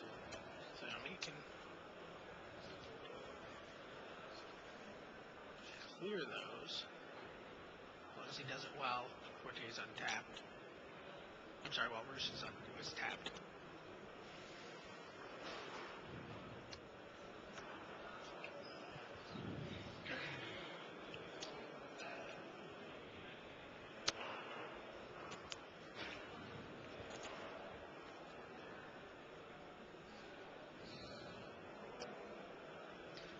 So what sort of a board position is 48 trying to piece together here? What's he looking for as he digs with his top? I think he's actually not in an unreasonable position here at all. I mean, if he wants the mana to be able to, I guess he's looking for another land so he can play and activate engineer explosives. Okay. Catch Roos with his mana tap. That's what I think he was looking for there. Those hierarchs head into the red zone. I assume that's a very small Tarmogoyf.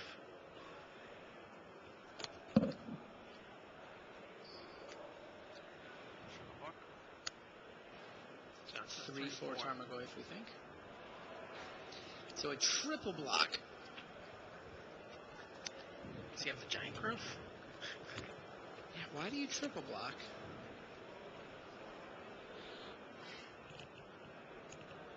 He can only kill, if you block with 2, he can only kill 1. Now you give him the option to kill 2. Yeah, why is Dark Confidant in there? You have first knowledge? Oh, well, that's why. He's Maybe. I'm still not sure why. Well, if he had the first balance, then he'd just block with only the Tarmogoyf. Yeah, just the Tarmogoyf. 2 and 2. Okay, results? Yep. Nice. And I take 4. Yeah, he just, I don't understand why Bob got in combat.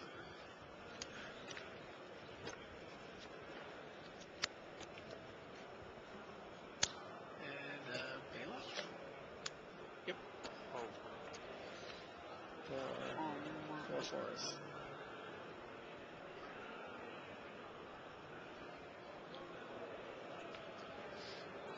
First stones. Sure.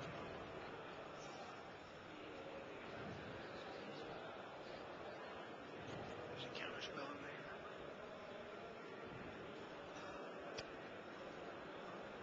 Should take counterspell and a land. I think he'd just prefer to take the land and explode for 2. Explode for 4, I should say.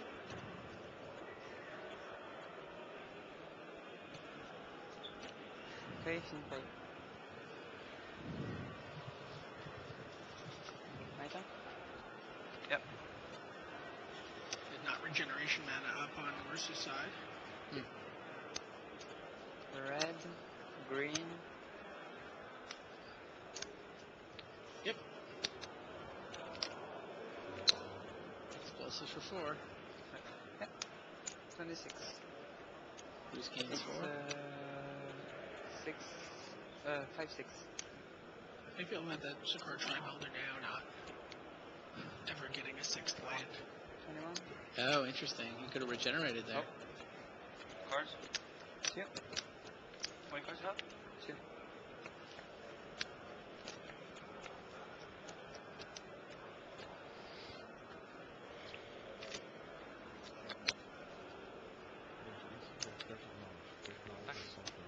Get in for Take 1. 1. And 6.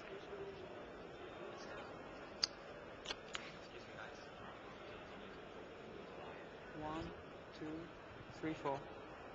Yeah, 4. Yeah, there's no sorcery. There's no. Oh, okay. It's my fault. Yeah.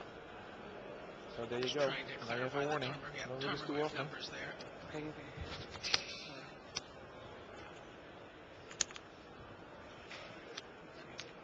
Okay.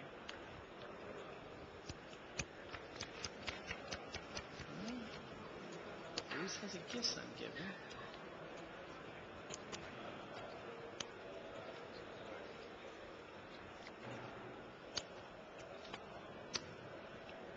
What sort of a package does he put together here? Probably going to get Genesis. Witness. And no white mana? No white mana. Apparently, he'll always get a Teneb the Harvester. And a Living Wish. Sure. Sounds like I'm off on the Living Wish, and he's getting Putrefy instead. Stomp Howler, maybe?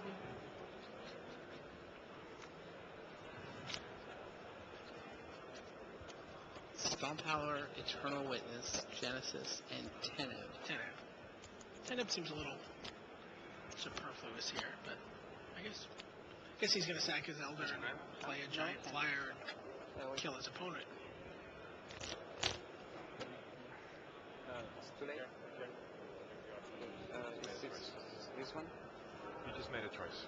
Yeah, He put Genesis and Witness in the yard. It looked like he had second thoughts, and the judge said, no, you put those in the graveyard. Yeah, that's a he made choice. Eternal Witness and Genesis are in the graveyard.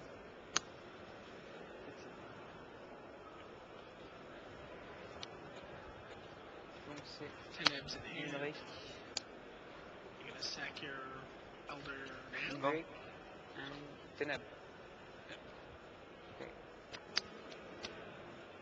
Go. Yeah, that was main phase. Yep.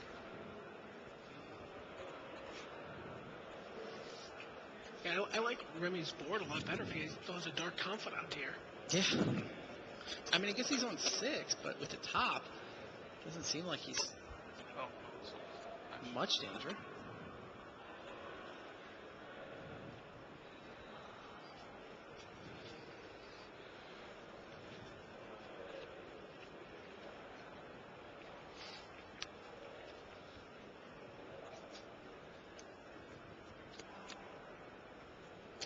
Yep.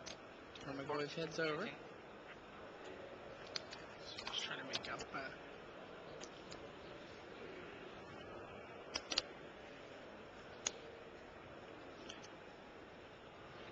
Okay. Plays Adds another Tarmogoyf. Go. That's exactly the same power and toughness. That's what I do. You end the turn?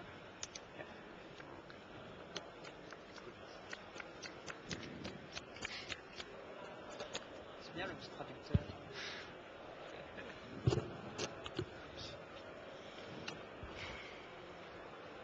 What does 48 do about Teneb? Well, I believe he's floating a counterspell near the top of his deck. Counterspell gets the job done.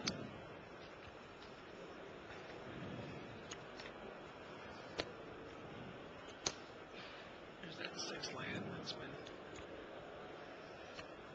Yeah, only temporarily with Genesis in the Yeah, game. but with 2 Tarmogoyfs, it doesn't need to do. Doesn't need to have the answer for very long. It doesn't need to do a ton. Response.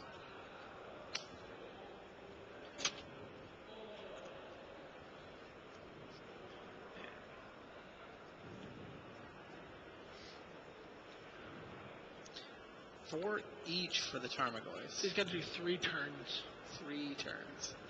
or get something else into his bin.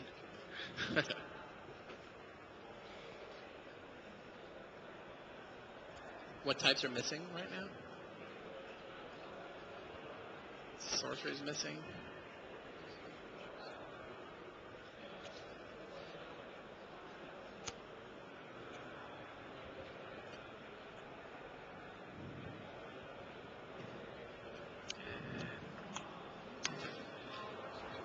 Yeah, there's the counterspell. Nice Ice Age counterspell. Little Ellie Williams artwork.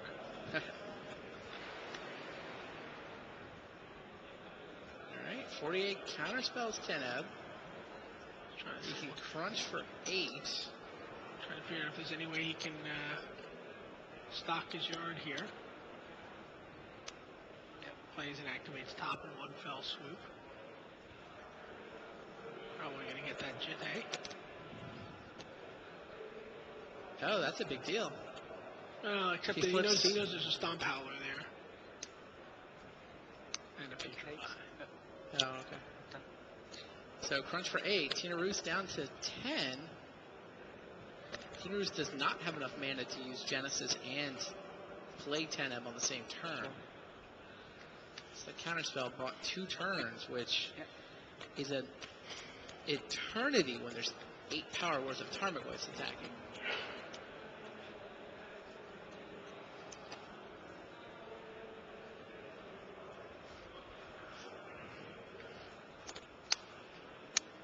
All right, what is Tina Roos going to do?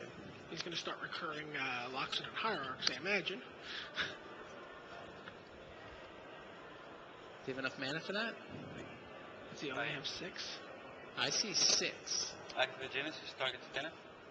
Targets 10 out. Yeah, okay. Alright. Okay.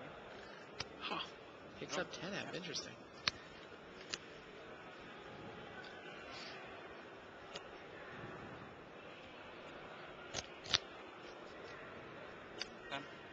Fetch. Yeah, you have 9. Fetch land drops Tina Roos to 9.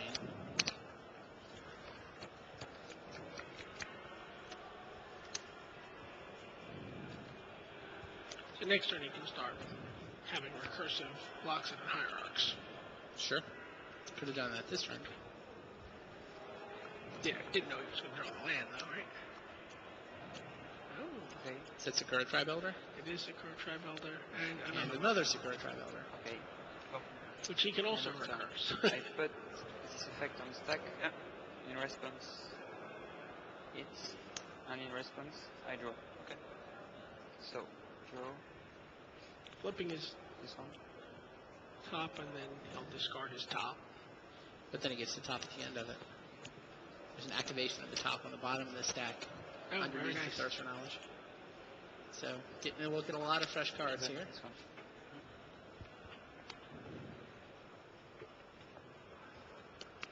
And Engineered Explosives here is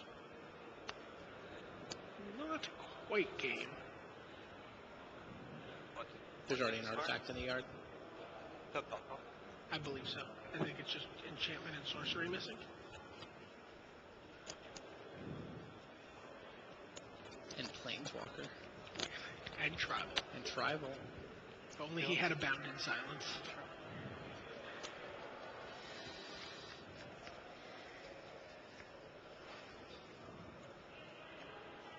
Cards? No, I guess now it's losing. He's just Fine. sending it Well, out. there go the Tarmogoyfs. Sure, seems like Tina Roos is going to jump block here, get some more lands. Should be happy to, I would think. Okay.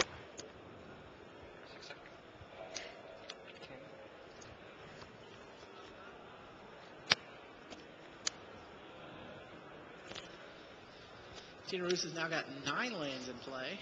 It's enough to summon 10 Ebb and still have Putrefy up.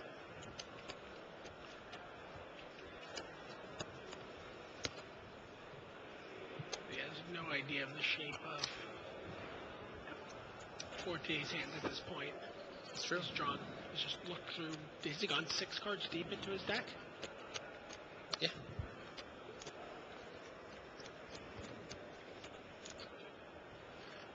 Thanks.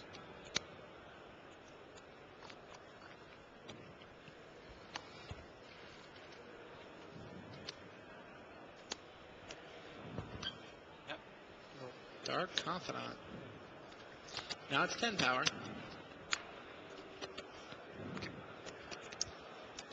Target. So Roos really needs this 10 Ebb to resolve.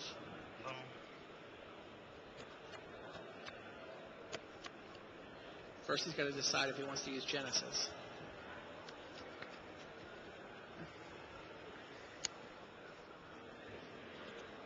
How many cards? He can't afford to use Genesis. Nothing. He needs to I keep agree. his 5 mana open. Okay. I agree.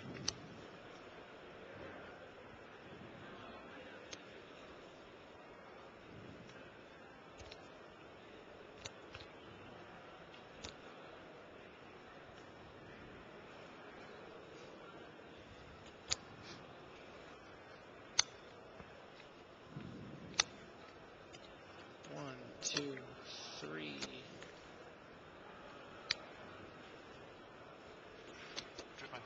Goes for the Putrefy first. Wants to take out a Tarmogoyf. Yeah, you get him. Okay. Yeah, sure. And it works.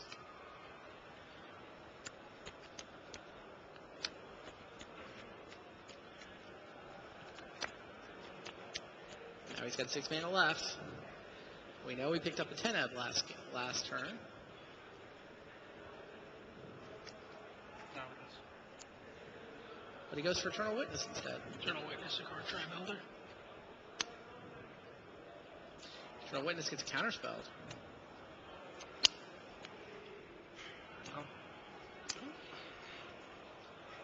Interesting. And Academy Ruins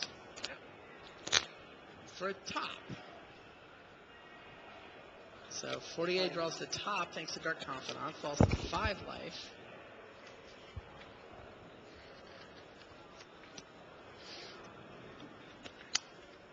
This game's pretty firmly in hand for 48 at this point. He's going to have some pretty miserable top draws here. Sure. For him to... He's going to have nothing but 3s and 2s on top of his deck for the next 4 or 5 cards. Good old fashioned counterspell really saved Remy 48 here. Is counterspell a fair card at this point? Is that considered one of the fair cards? I think it is an extended.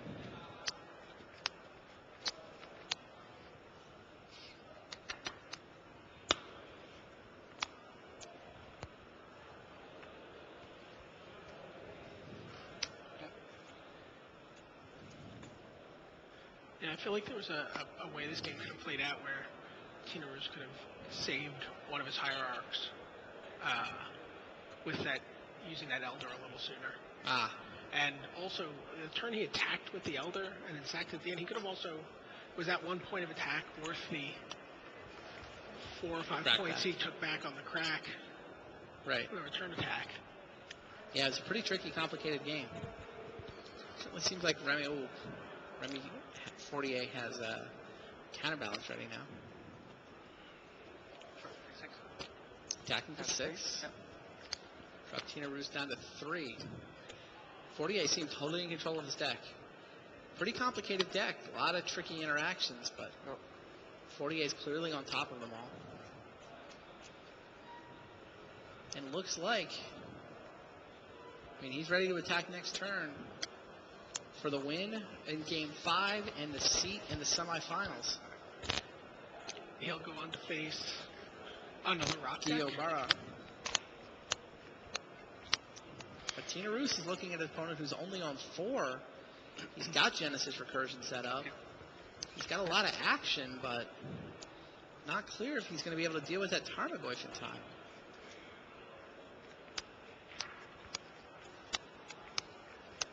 Yeah, I feel like the turn he could have just sat back on the Elder, held the gifts ungiven, done it at the end of the turn, and maybe not given Remy so much information about how to set up his board. I guess he did that maybe main phase. Complicated game.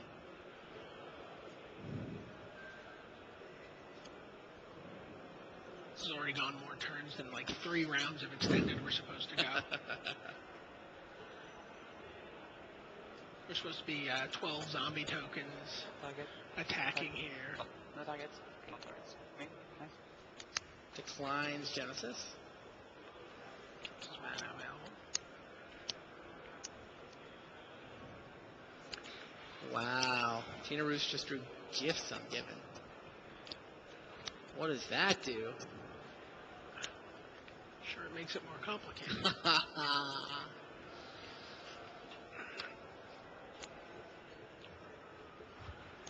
Well, again, he'll use 4 mana for the gifts, and then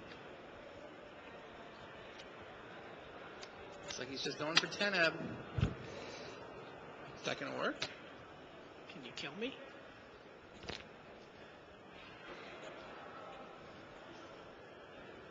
Okay. Alright, resolves. Well, that's pretty interesting. So, it's time for a Jitte.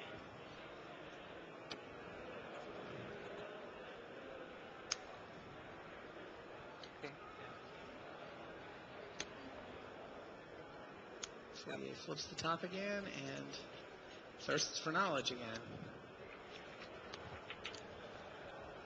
He has a way to... Show me a Venser. How many cards does he have? He says summon Venser. How many cards does he have that'll deal with 10 Eb? Now, Venser will win him the game here.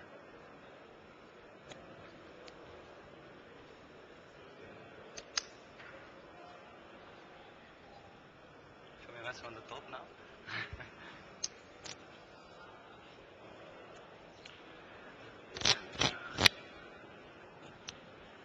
I believe that that's his only real answer right now. He has 2 Vincers. Revealed a Putrefy. Yeah, there you go. Oh. Putrefy gets the job done. Remy Fortier, Dark Confidant reveals Putrefy, knocks him down to 1, but clears Teneb, and Fortier crunches over for the win. 3 games to 2. Putrefy out of the sideboard. Wow. Tough game. Couple of very tricky, very complicated decks. A lot of interaction. Incredible composure from a 16-year-old player. I agree. Yeah, Remy Fortier looked comfortable. He looked calm. He looked confident. Also, I think you have to be he's 16. through to the semis. You have to be 16 years old to play 13, 14 rounds now with that deck. He's probably done it on Magic Online anyway, right? Yeah. Run through a couple of PEs. What's 10 rounds in a day? 10 rounds is nothing. He's probably played way more than that. All right, we're going to take a 5-minute break. We will be back very quickly. We're going to roll straight into the semis, straight into the finals today. So stay tuned out there on the internet. Stay tuned here in the local scene. We'll be back in 5 minutes with Pro Tour Valencia semifinal action.